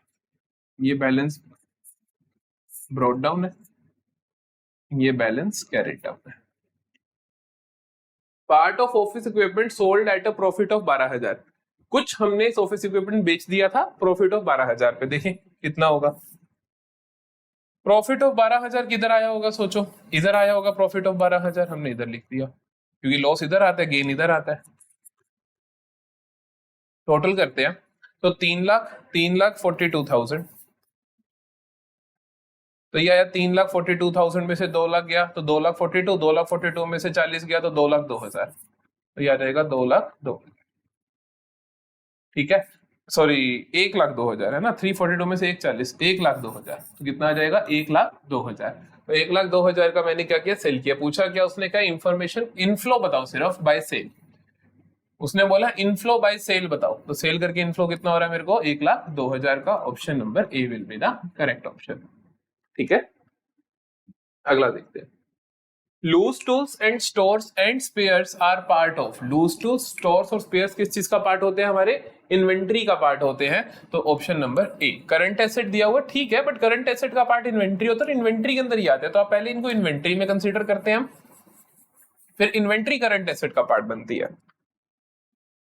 अगला देखो, insurance claim received by Ashok company limited of 5 lakh for loss of machinery due to theft will be recorded in cash flow statement in which of the following manner. देखो, insurance claim जब भी आए तो आपको पहले तो देखना है कि यार इंश्योरेंस क्लेम मेरा किस चीज के ऊपर आ रहा है।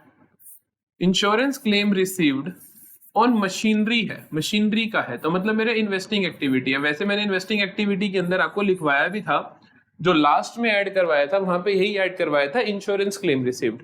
तो आपको देखना है अगर इन्वेस्टिंग एक्टिविटी, बेसिकली मशीनरी जो कि इन्वेस्टिंग एक्टिविटी होती है, उसके रिस्पेक्ट में अगर मेरे को क्लेम मिल रहा है तो that will be my investing activity. तो ये मेरा क्या हुआ जी, इन्वेस्टिंग एक्टिविटी हुआ। तो insurance claim received on machinery क्या है, मेरा इन्वेस्टिंग एक्टिविटी है। तो एक तो ये प्लस होगा इन्वेस्टिंग एक्टिविटी में, प्लस होगा मेरा इन्वेस्टिंग एक्टिविटी के अंदर। कितना अमाउंट है भैया? अमाउंट कितना है? 5 लाख का, तो 5 लाख का प्लस होगा इन्वेस्टिंग एक्टिविटी में। ठीक है, और कहां जाएगा? याद करो जब ऑपरेटिंग एक्टिविटी में आप वो निकालते हो net profit before tax and extra ordinary items, तो वहां पे एक्स्ट्रा ऑर्डिनरी इनकम के रूप में आप इसको माइनस करते हो, तो आप लेस करते हो ऑपरेटिंग एक्टिविटी में नेट प्रॉफिट निकालते वक्त। तो ये दो ट्रीटमेंट होंगे इसके, देखें कौन किस में बात की गई है। Subtracted under operating activity as extra ordinary item, बिल्कुल। एडिड टू ऑपरेटिंग नहीं, ऑपरेटिंग में ऐड नहीं होगा। एडिड अंडर ऑपरेटिंग एक्टिविटी नहीं, सब्ट्रैक्ट होता है वहां पे। तो एडिड अंडर ऑपरेटिंग एक्टिविटी नहीं, सब्ट्रैक्ट होता है वहां पे। तो subtracted under operating activity and and as extraordinary item and inflow, inflow है ना, बस ठीक है। इनफ्लो अंडर इन्वेस्टिंग एक्टिविटी, बिल्कुल ठीक है। हमने कहा कि इनफ्लो इन्वेस्टिंग के अंदर और माइनस ऑपरेटिंग के अंदर, बिल्कुल। Option number D is the correct option. अगला देखते हैं, चलो। तो पिछला क्वेश्चन मेरे को बहुत अच्छा क्वेश्चन था, आपको अच्छे से समझ आ गया। कोई प्रॉब्लम हो तो प्लीज आप कमेंट सेक्शन में पूछ सकते हो, और टेलीग्राम डिस्कशन ग्रुप में डिस्कस कर सकते हो हमारे साथ। सो यहाँ पर हमने देखा कि हमारे इसको फॉर्मेट में कहाँ जा रहा है, उस हिसाब से हमने इसका ट्रीटमेंट कर दिया। अगला देखते हैं। So the next one is Kaveri Limited, a financing company, obtained loan and advances of 5 lakh during the year at the rate 12% per annum. It will be included in which of the following activity while preparing CFS? एक financial enterprise है। अगर एक financial enterprise कोई loan लेता है या financial enterprise कोई loan देता है, तो उसके लिए वो क्या होती है? ऑपरेटिंग एक्टिविटी होती है। तो ये आएगा हमारा D, operating activity. Fourth option, fourth option, fourth option is D only. आगे चलते हैं। कहते हैं dividend paid by a financial company is shown as. ये बहुत इंपॉर्टेंट क्वेश्चन है, बहुत फेमस क्वेश्चन है कि अगर फाइनेंशियल कंपनी ने डिविडेंड पे किया है तो वो क्या है? देखो, डिविडेंड हम पे करते हैं ऐसे शेयर होल्डर्स को जिन्होंने हमारे शेयर्स खरीद रखे हैं। डिविडेंड हम ऐसे शेयर होल्डर्स को पे करते हैं जिन्होंने हमारे शेयर्स खरीद रखे हैं। तो इसका मतलब मेरे शेयर खरीद रखे, इसका मतलब मेरी कंपनी को उसने फाइनेंस कर रखा है। चाहे वो फाइनेंशियल कंपनी क्यों ना हो, अगर अपने शेयर होल्डर्स को आप डिविडेंड दोगे तो वो आपके लिए फाइनेंसिंग एक्टिविटी होगा। तो वो आपके लिए फाइनेंसिंग एक्टिविटी होगा। डिविडेंड पेड बाय, फिर से सेम आ गया क्या? ये भी फाइनेंसिंग, चल वही स्लाइड द्वारा खुल गई थी। Paid 6 lakh to acquire shares in RT limited and received a dividend of 60,000 after acquisition. These transaction will result in, क्या किया हमने? 6 लाख रुपए देकर, 6 लाख रुपए देकर किसी कंपनी के शेयर्स बाय करे, किसी कंपनी के शेयर्स बाय करे। अगर आप किसी कंपनी के शेयर्स बाय कर रहे हो तो इसका मतलब वो आपकी इन्वेस्टिंग एक्टिविटी है, आप इन्वेस्टमेंट कर रहे हो। और कहता है कि फिर मेरे को क्या हुआ, उसके ऊपर डिविडेंड भी मिला, डिविडेंड मिला। 6 लाख मेरा आउटफ्लो है कि इनफ्लो है? आउटफ्लो है, क्योंकि मैंने शेयर्स खरीदने हैं। फिर मेरे को डिविडेंड मिला, तो डिविडेंड क्या है मेरा? इनफ्लो है 40,000 का, राइट। तो नेट आ गया 5,60,000 का आउटफ्लो। नेट आ गया 5,60,000 का आउटफ्लो। तो ये क्या है मेरा? Basically cash used in investing activity 5,40,000, क्योंकि 6 लाख गया, 60,000 वापिस आया, तो नेट आया मेरे पास cash used in investing activity 5,40,000। आगे चले। Interest received on investments will come. Interest received on investment, अभी हमने बात की इंटरेस्ट, अगर आपने इन्वेस्टमेंट कर रखी है उस पर इंटरेस्ट मिल रहा है तो ये आपकी क्या होगी? इन्वेस्टिंग एक्टिविटी होगी, क्योंकि आपको वहां से पैसा मिल रहा है। Will come under which type of activity while preparing CFS और नॉन फाइनेंशियल? बिल्कुल। तो इंटरेस्ट रिसीव कर रहे हो अगर आप, तो आपके लिए क्या होगा? बिल्कुल इन्वेस्टिंग एक्टिविटी ही होगा, कोई प्रॉब्लम नहीं है। आगे देखते हैं। SBI bank issued 1 lakh 9% debenture of 100 each for subscription. Issue was subscribed, the amount of receipt will be shown as. अगर एसबीआई बैंक ने डिबेंचर्स इशू करे, एसबीआई बैंक ने डिबेंचर्स इशू करे, तो इसका मतलब एसबीआई बैंक खुद को फाइनेंस करना चाहता है, खुद पैसा ब्याज पे ले रहा है, तो वो क्या हो जाएगी? उसकी फाइनेंसिंग एक्टिविटी हो जाएगी। चाहे ये रोज का काम नहीं है कि खुद के डिबेंचर इशू करना, नहीं, ये फाइनेंसिंग एक्टिविटी का पार्ट होगा, चाहे कोई भी फर्म क्यों ना हो। Which of the following transactions are shown under financing activities while preparing CFS? Financing activity में क्या क्या आता है? फाइनेंसिंग में आती है शेयर इशू करना, डिवेंचर इशू करना, प्रेफरेंस शेयर इशू करना, बैंक ओडी का इंक्रीज होना। इन सब के अपोजिट भी फाइनेंसिंग में आते हैं buyback of shares, debenture redeem करना, या फिर बैंक ओडी कम हो जाना, और इनके ऊपर जो पेमेंट जैसे इंटरेस्ट पेड और अपना क्या कहते हैं dividend paid, share issue expenses, ये सारे फाइनेंसिंग एक्टिविटी के आइटम्स होते हैं। इशू ऑफ शेयर फाइनेंसिंग है, cash received from debtor financing नहीं है, रिडम्पशन ऑफ डिवेंचर फाइनेंसिंग है, cash paid against trade payable नहीं है। तो option number 1 and 3 option number B में है। ठीक है, अगला देखते हैं। While preparing cash flow statement, interest received by financing company, चाहे फाइनेंस कंपनी को भी ब्याज क्यों ना मिल रहा हो, क्या होगा? देखो, उनको अगर ब्याज मिल रहा है फाइनेंस कंपनी को, तो उनके लिए ये नॉर्मल बिजनेस की बात है, normal day to day business की बात है, तो ये उनके लिए ऑपरेटिंग एक्टिविटी होगा। अगर वो कहते हैं ये इंटरेस्ट रिसीव हो रहा है, उन्होंने कहीं इन्वेस्टमेंट कर रखी है इसलिए, तो इन्वेस्टिंग होता है, अदरवाइज नॉर्मली आप कहोगे ये ऑपरेटिंग है। What will be the effect of a decrease in trade receivable on cash flow? Decrease in trade receivable. Decrease in trade receivable होता है decrease in current asset. Decrease in current asset को क्या करते हो आप? Add कर देते हो while operating activity कैलकुलेट करते हुए। तो याद है हम जब वर्किंग कैपिटल चेंजेस से पहले इंक्रीज इन करंट लायबिलिटी को ऐड करते हैं, डिक्रीज इन करंट एसेट को ऐड करते हैं, तो हम ऐड करेंगे in operating activity, option number C. Which of the following items will be added in operating activities? कहते हैं कौन सी आइटम्स को आप ऐड करोगे ऑपरेटिंग एक्टिविटीज के अंदर। ठीक है, देख लेते हैं क्या क्या ऐड करेंगे। डिक्रीज इन स्टॉक मतलब decrease in current asset add होता है, बिल्कुल ठीक है। इंक्रीज इन करंट लायबिलिटी भी ऐड होता है, ठीक है। इंक्रीज इन डेटर्स ऐड नहीं होता क्योंकि इंक्रीज इन करंट एसेट को आप माइनस करते हो। Increase in outstanding expenses increase in current liability है, ऐड होगा, तो मतलब A B D, option number A that is A B D, ये हमारा आएगा। नेक्स्ट क्वेश्चन देखते हैं। सो वी हैव, ये हमारे को एक दे रखा है पूरा बैलेंस शीट का एक्सट्रैक्ट। मैं आपको एक शॉर्ट ट्रिक बताऊंगा जिससे आप सेकंड्स में क्वेश्चन कर लोगे, अदरवाइज आप बहुत टाइम लगाओगे। देखो, कहते हैं कि इक्विटी एंड लायबिलिटीज 12% डिवेंचर दे रखे हैं, साल की शुरुआत में 2 लाख, साल के एंड में 1,60,000। Interest on debentures is paid on half yearly basis on 30 September and 31 March each year. Debentures were redeemed on 30 सितंबर 2022। कहते हैं कि जो डिवेंचर आपने रिडीम करे, हम देखो साल की शुरुआत में आपके पास 2 लाख के डिवेंचर है, एंड में 1,60,000 के है, तो मतलब कि जो 40,000 आपने रिडीम करे हैं वो कब करे हैं? सितंबर में करे हैं।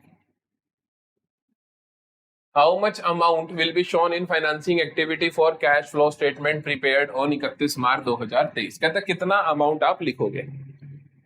हमें पता है कि यार आउटफ्लो है 40,000 का, तो आउटफ्लो सीधा सीधा जो तुमने रिडीम करा आउटफ्लो है 40,000 का, और भी कुछ होगा, और माइनस करोगे आप इंटरेस्ट कितना है। देखो पहले तो इनफ्लो वाला नहीं हो सकता, या तो ये ऑप्शन होगा या ये होगा या ये होगा, ये भी नहीं हो सकता क्योंकि आउटफ्लो 40,000 प्लस इंटरेस्ट भी आउटफ्लो है, तो ये नहीं हो सकता। इंटरेस्ट की बात करते हैं कितना होगा। इंटरेस्ट उसने बोला 30 सितंबर को तुमने कुछ रिडीम कर दिए, मतलब 1,60,000 पे तो पूरे साल का, और 40,000 पे 30 सितंबर तक का, मतलब 6 महीने का। यही मतलब हुआ ना कि 1,60,000 पे तो फुल ईयर का, और 40,000 पे 6 मंथ का। अगर हम देखेंगे 2 लाख पे पूरे साल का कितना बनता है, 2 लाख पे पूरे साल का 12% के हिसाब से 24,000 बनता है। अगर इसमें 24,000 जोड़ू तो 64 बनेगा, लेकिन 64 मेरा सही आंसर नहीं होगा क्योंकि कुछ डिवेंचर मैंने रिडीम कर दिए थे बीच में ही, तो 64 से कुछ कम होना चाहिए आंसर। 64 नहीं हो सकता, 64 से कुछ कम होना चाहिए, तो ये 64 है, ये नहीं हो सकता, ये मेरा आंसर होगा। आपको इंटरेस्ट निकालने तक की जरूरत नहीं है। आप क्या सोचोगे कि सर 2 लाख पे 24,000 बन रहा है, क्योंकि हमेशा वो ऐसे ही कंफ्यूज कर रहा होगा इसी अमाउंट से, कि बच्चा सोचेगा इस पे होगा या इस पे, तो वो इसमें कंफ्यूज कर रहा होगा। 2 लाख पे देखा आपने 12% 24,000 बनता है, 24 करके 64 बनता है, लेकिन वो हो नहीं सकता क्योंकि कम होगा, क्योंकि 40,000 पे तो 6 महीने का ही लगाना है, तो हमने कहा भैया कम वाला आंसर होगा ऑप्शन नंबर सी। आगे चलते हैं। While calculating the cash flow statement from investment activities, following items should be added except cash paid for purchase, ये नहीं करोगे ऐड, ये माइनस करोगे, ऑप्शन नंबर ए। ये ऐड करोगे कैश रिसीव्ड, ये ऐड करोगे cash received, interest received add करोगे, तो करेक्ट ऑप्शन आ जाएगा आपका ये। ठीक है, which of the following is shown as an addition to financing activity. Financing में आपको एडिशन में क्या आएगा, मतलब कि आपके पास पैसा रिसीव हो रहा है, पैसा क्या हो रहा है, रिसीव हो रहा है। रिडम्पशन ऑफ डिबेंचर तो आप पेमेंट कर रहे होगे, नहीं आ सकता। इंक्रीज इन बैंक ओडी, पैसा आ रहा है इसका मतलब, क्योंकि बैंक ओवरड्राफ्ट पहले 1 लाख का था, 1.5 लाख का, मतलब 50,000 आ गया। डिक्रीज नहीं, ये तो जा रहा है, रिडम्पशन जा रहा है, option number C. Which of the following is shown as an addition to financing activity? फिर से सेम निकाल दिया गया, इंक्रीज इन बैंक ओडी भैया। अच्छा जी, आगे देखो, ठीक है, 35 के कम 34 हो गए क्वेश्चंस। चलो ये देखते हैं फिर से फिक्स्ड एसेट का क्वेश्चन। आपको दे रखी है फिक्स्ड एसेट की वैल्यू साल की शुरुआत में ये, साल के एंड में ये। क्वेश्चन कहता है depreciation on fixed asset was 2 lakh, 2 lakh की डेप्रिसिएशन थी। How much amount for purchase of fixed asset will be shown in investing activity for cash flow statement prepared on 31 मार्च 2018 को। परचेज कितना बोलोगे आप, साल की शुरुआत में था 17,50,000 का, साल की शुरुआत में था 17,50,000 का, डेप्रिसिएशन लगी 2 लाख की, ईयर एंड में है 23,80,000 का, ऐसा ही दिखता है ना अकाउंट। अब आपको जल्दी जल्दी करना है तो आप अमाउंट नाम तो लिखोगे नहीं क्या क्या है, आप ऐसे ही कर सकते हो। ये हमारा डेप्रिसिएशन है भाई, ये कैरिड डाउन बैलेंस है, ये ब्रॉट डाउन था, तो जो भी बैलेंसिंग फिगर आएगा वो परचेज होगा। तो 23,80 प्लस 2 25,80,000, 25,80,000 में से 17,50,000 हटाना तो 8,30,000, तो 8,30,000 का आपने क्या कर दिया, परचेज कर दिया। ठीक है, तो हमने क्या देखा, टोटल 25,80,000, 25,80 में से 17,50 गया तो 8,30,000 का मैंने परचेज कर लिया। तो परचेज करा तो this is my outflow, so outflow of 8,30,000, option number B. अगला देखते हैं, आखिरी 2 questions.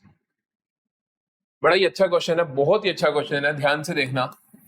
GSC limited purchase machinery of 10 lakh, issuing a cheque of 2.5 lakh and 10% debentures of rupees 7.5 lakh. क्या कहता है, जीएससी लिमिटेड ने मशीन खरीदी 10 लाख रुपए की और उसकी पेमेंट कैसे करी, 7.5 लाख के तो डिवेंचर इशू कर दिए और 2.5 लाख का क्या कर दिया भाई, चेक दे दिया। 2.5 लाख का क्या कर दिया भाई, चेक दे दिया। तो in the cash flow statement the transaction will be shown as, कहां जाएगी। अब ध्यान से देखना कि 10 लाख की तुमने जो मशीन खरीदी, इसके लिए तुम्हारा कैश इनफ्लो आउटफ्लो कितना हुआ, 7.5 लाख के डिवेंचर दिए, तो यहां पर कोई कैश आउटफ्लो इनफ्लो हुआ नहीं हुआ, तो इसका तो कोई भी इफेक्ट नहीं पड़ेगा। ये 2.5 लाख तुमने कैश दिया है, ये कैश का क्या हुआ है, आउटफ्लो हुआ है। ये कहां दिखेगा आपका, किस चीज के लिए आउटफ्लो हुआ है, क्योंकि आपने मशीन खरीदी है, क्योंकि आपने मशीन खरीदी है, मशीन खरीदी, कैश का आउटफ्लो हुआ, तो इसे आप क्या बोलोगे, this is my investing activity, this is my investing activity. So सिर्फ एक ही जगह आएगा, 2.5 लाख गए इन्वेस्टिंग एक्टिविटी की वजह से, outflow under investing activity 10 lakh गलत है, आउटफ्लो अंडर इन्वेस्टिंग एक्टिविटी 2,50,000 ठीक है, इनफ्लो 7.5 लाख गलत है, नन ऑफ दिस गलत है, तो option number 2, option number 2, only 2। ठीक है जी, आखिरी क्वेश्चन देखते हैं, बहुत ही अच्छा क्वेश्चन है, ध्यान से देखना। एडजस्टमेंट ऑफ प्रोपोज डिविडेंड क्या होती है, मैंने आपको प्रोपोज डिविडेंड का बताया हुआ है स्पेशली, कि प्रोपोज डिविडेंड का ध्यान से सुनो। Proposed dividend, proposed dividend previous year का ट्रीटमेंट होता है, करंट ईयर का कोई ट्रीटमेंट नहीं होता। प्रोपोज्ड डिविडेंड करंट ईयर का कोई ट्रीटमेंट नहीं होता, प्रीवियस ईयर का ट्रीटमेंट होता है। क्या होता है, 2 ट्रीटमेंट होते हैं। पहला तो आप जब वो नेट प्रॉफिट बिफोर टैक्स निकाल रहे हो तो उसमें सरप्लस के अंदर पहली 3 चीजें ऐड करते हो, टीआईपी टिप नाम से, तो उसके अंदर पी ये होता है, तो नेट प्रॉफिट निकालते वक्त आप ऐड करोगे। दूसरी चीज, फाइनेंसिंग एक्टिविटी में आप लेस करोगे, ये कैश आउटफ्लो है भैया, डिविडेंड पे कर दिया, तो नेट प्रॉफिट में जोड़ दोगे, फाइनेंसिंग में घटा दोगे। तो add in previous year propose dividend under net profit, बिल्कुल ठीक है, एंड डिडक्टेड अंडर फाइनेंसिंग, पहला ही बिल्कुल ठीक है, वाओ। और देखें, add previous year profit dividend net profit, ठीक है, and deduct current years, current year का कोई होता ही नहीं, कुछ भी नहीं होता, रूल आउट कर दो, करंट ईयर कहीं भी नाम आ जाए रूल आउट कर दो, इसका कोई ट्रीटमेंट नहीं होता, नन ऑफ दिस नहीं है, तो option number A, only 1, option number D. So here we come to an end. तो हमने cash flow statement CFS complete कर लिया है। प्रैक्टिकल पोर्शन के सभी चैप्टर्स पूरी अकाउंटेंसी के मैंने आपको यहाँ पर खत्म करवा दिए हैं। अगर आप नए हो तो प्लीज जाके चेकआउट करो। CUET 2025 UG की कंप्लीट फ्री कोर्स हमने करवा दिया है। अब रह गए मेरे पास थर्ड बुक के थ्योरी के चैप्टर्स, मैं उनके लेकर आऊंगा वन शॉट्स एंड उनके MCQs। उसके बाद पूरे का पूरा सिलेबस खत्म हो जाएगा। उसके बाद मैं लेकर आऊंगा आपके लिए स्पेशल क्वेश्चंस।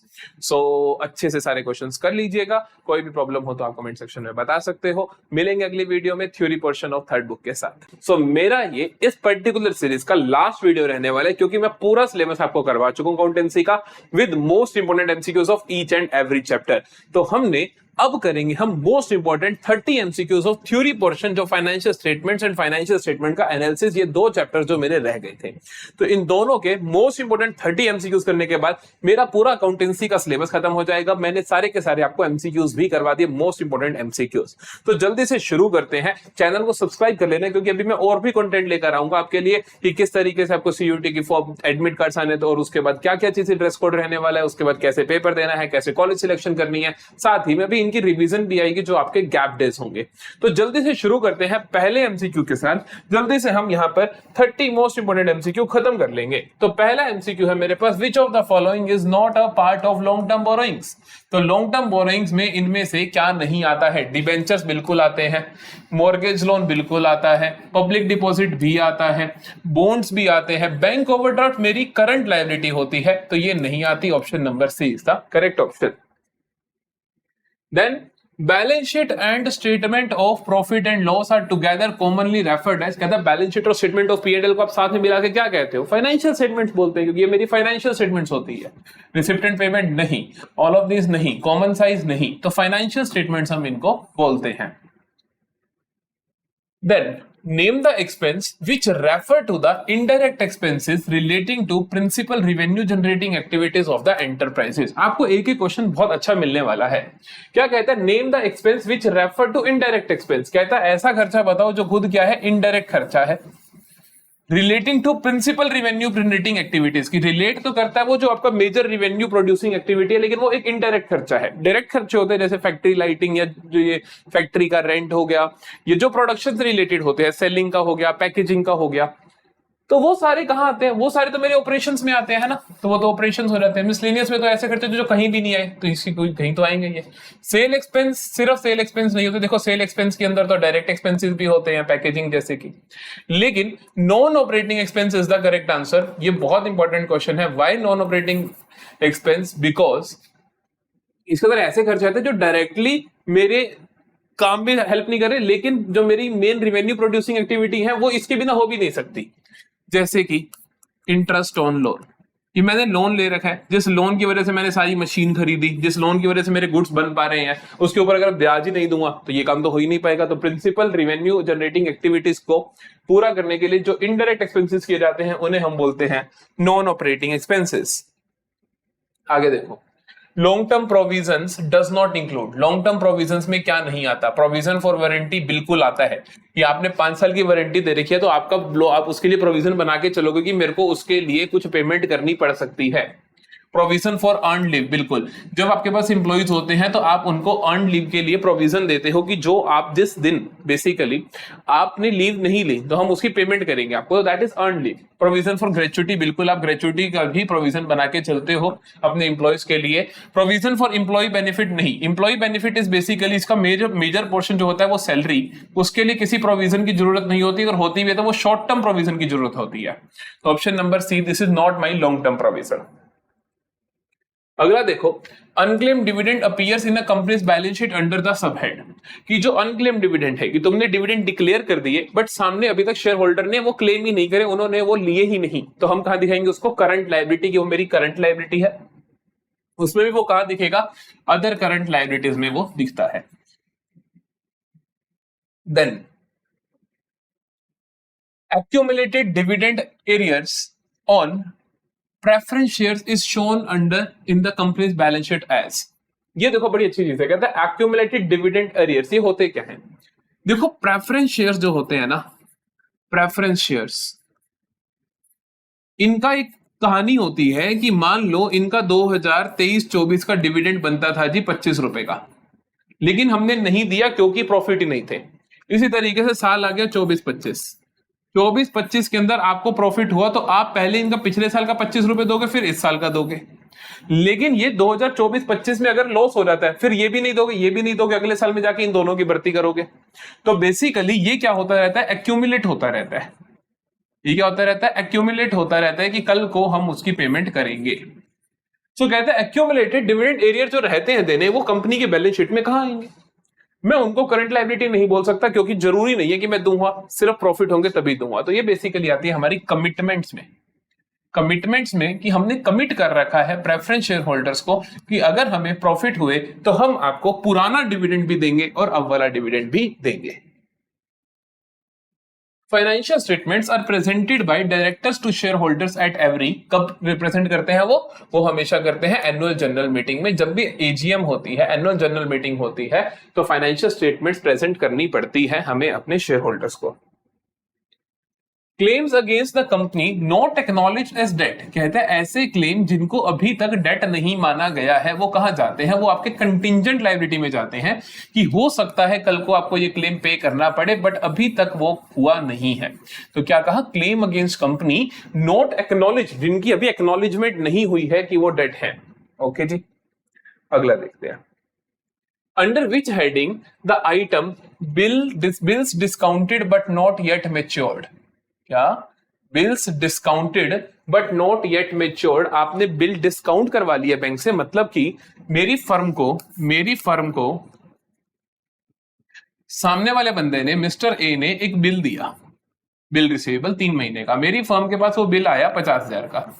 3 महीने बाद में उसको कैश में कन्वर्ट करवा सकता हूं, लेकिन मेरे को आज ही पैसे की जरूरत है, आज ही पैसे की जरूरत है। तो मैं ये बिल उठाकर मैं चला जाता हूं बैंक के पास और बैंक को कहता हूं ये मेरे को दे दो। बैंक कहता है कि ये लो जी, मैं आपको डिस्काउंट करके दे रहा हूं, मैं आप मेरे से 47,000 ले लो और जब बिल 3 महीने हो जाएंगे तो मैं उससे 50,000 ले लूंगा। तो ये होता है बिल डिस्काउंटिंग। लेकिन जब बैंक ने बाद में लेना गया तो हो सकता है कि वो 50,000 ना मिले। अगर वो 50,000 ना मिले तो बैंक मेरे से मांगेगा। तो बेसिकली वो मेरी क्या है, फिर से कंटिंजेंट लायबिलिटी है कि कंटिंजेंसी पे बेस्ड है कि हो सकता है कि वो बिल जब मेच्योरिटी पे मीट ना हो, मेच्योरिटी पे वो पेमेंट ना मिले, तब क्या करेगा जो बैंक है वो मेरे से मांग लेगा। तो ये मेरी क्या है, कंटिंजेंट लायबिलिटी है। अगला देखते हैं। Name the items under share holders fund is comprised of companies balance sheet. क्या क्या आता है शेयर होल्डर्स फंड में? 3 चीजें आती हैं, शेयर कैपिटल आता है, money received against share warrant आता है, रिजर्व्स एंड सरप्लस आता है, ऑल ऑफ दिस। मैंने जो आपको वन शॉट करवाया उसके बाहर से आप सीरियसली देख रहे हो कि कुछ भी नहीं है, उसके बाद मैंने सब डिटेल्स दिखा दी थी तुम्हें।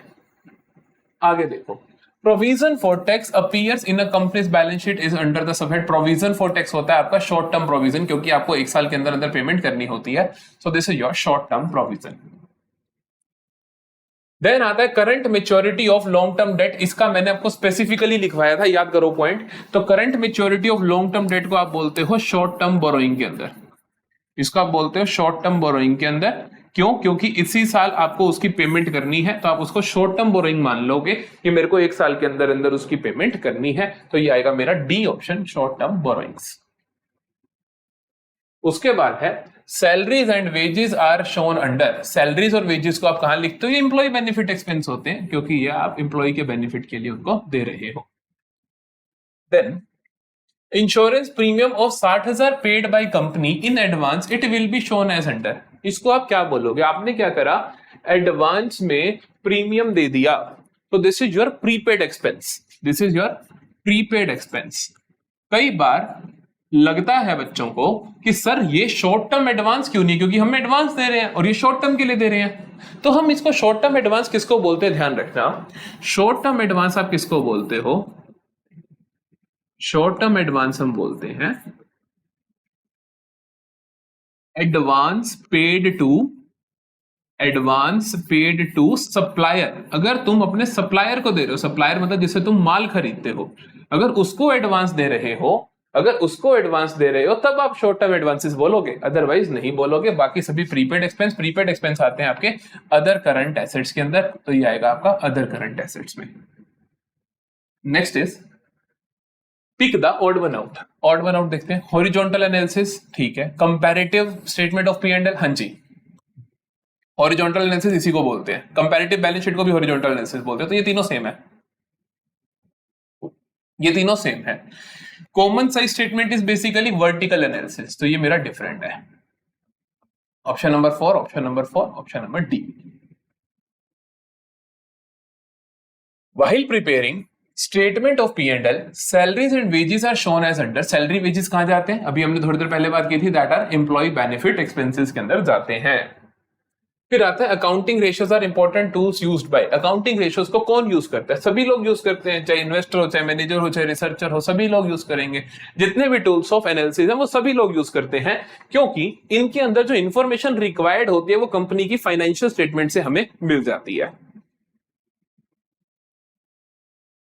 Which of the following is not a tool of analysis? क्या इनमें टूल नहीं है? कंपैरेटिव होता है, कंपैरेटिव पोजीशन स्टेटमेंट मतलब balance sheet. Comparative income statement मतलब statement of P and L होता है। Statement of profit and loss नहीं, ये कोई एनालिसिस की स्टेटमेंट नहीं है, ये फाइनेंशियल स्टेटमेंट है, एनालिसिस की नहीं है। Cash flow statement is again analysis, ये भी एनालिसिस है।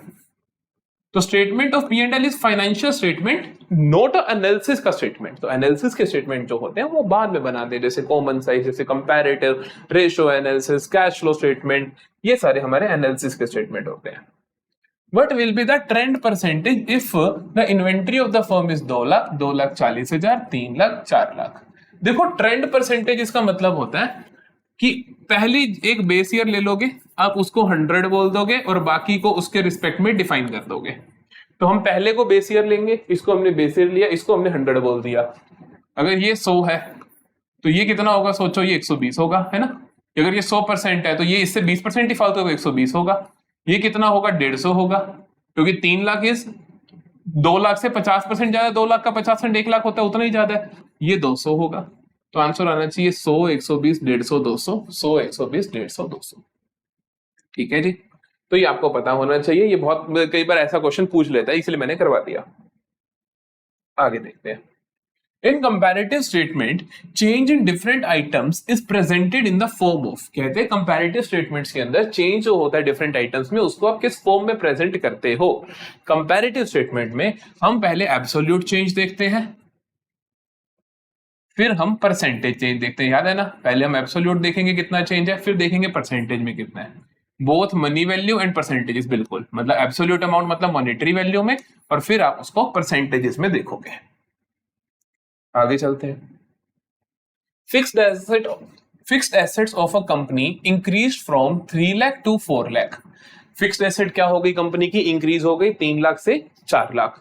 What is the percentage of change? Percentage of change क्या है? कहता है कि फिक्स्ड एसेट 3 लाख से 4 लाख होगी, परसेंटेज ऑफ चेंज क्या 4th क्लास का बच्चा कर देगा? 1 लाख इंक्रीज हुआ तो 1 lakh upon 3 lakh into 100, that is 33.33%। Okay जी, तो option number C, option number C. आगे चलते हैं। For home analysis of financial statements is not significant. कहता है इनमें से किसके लिए एनालिसिस करना सिग्निफिकेंट नहीं है, जरूरी नहीं है। पॉलिटिकल एडवाइजर ऑफ पीएम, बिल्कुल भाई, पीएम का पॉलिटिकल एडवाइजर मेरे बिजनेस का एनालिसिस थोड़ी करेगा, तो ठीक है भाई, ये तो नहीं है जरूरी। इन्वेस्टर का जरूरी है, मैनेजमेंट का जरूरी है, फाइनेंशियल इंस्टीट्यूशंस का भी जरूरी है। तो option number A, option number 1, that is option number B. आगे चलते हैं।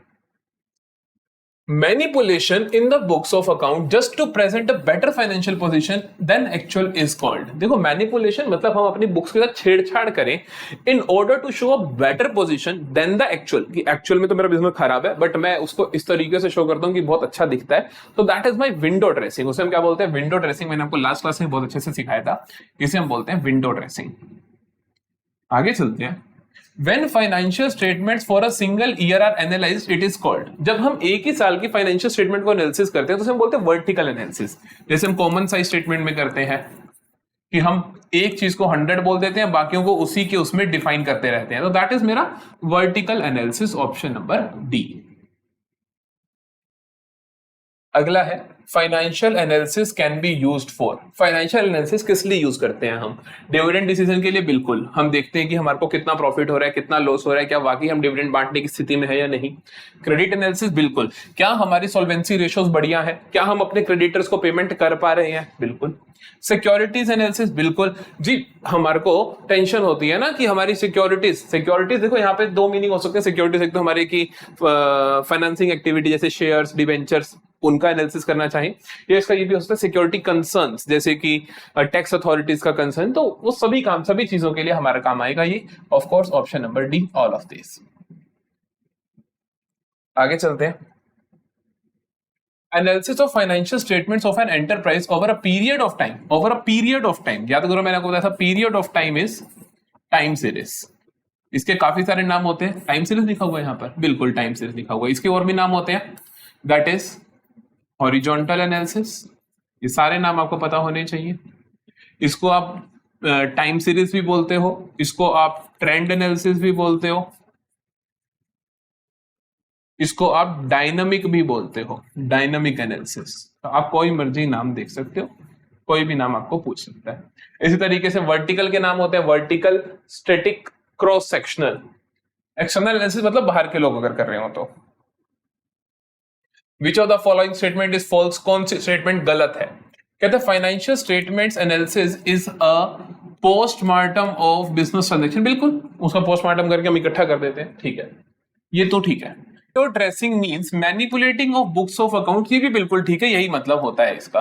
Financial statement analysis is not free from biasness, ये भी बिल्कुल ठीक है, ये बायसनेस से फ्री नहीं होती, क्योंकि काफी चीजें होती हैं जो हम अपनी मर्जी से एज्यूम करते हैं।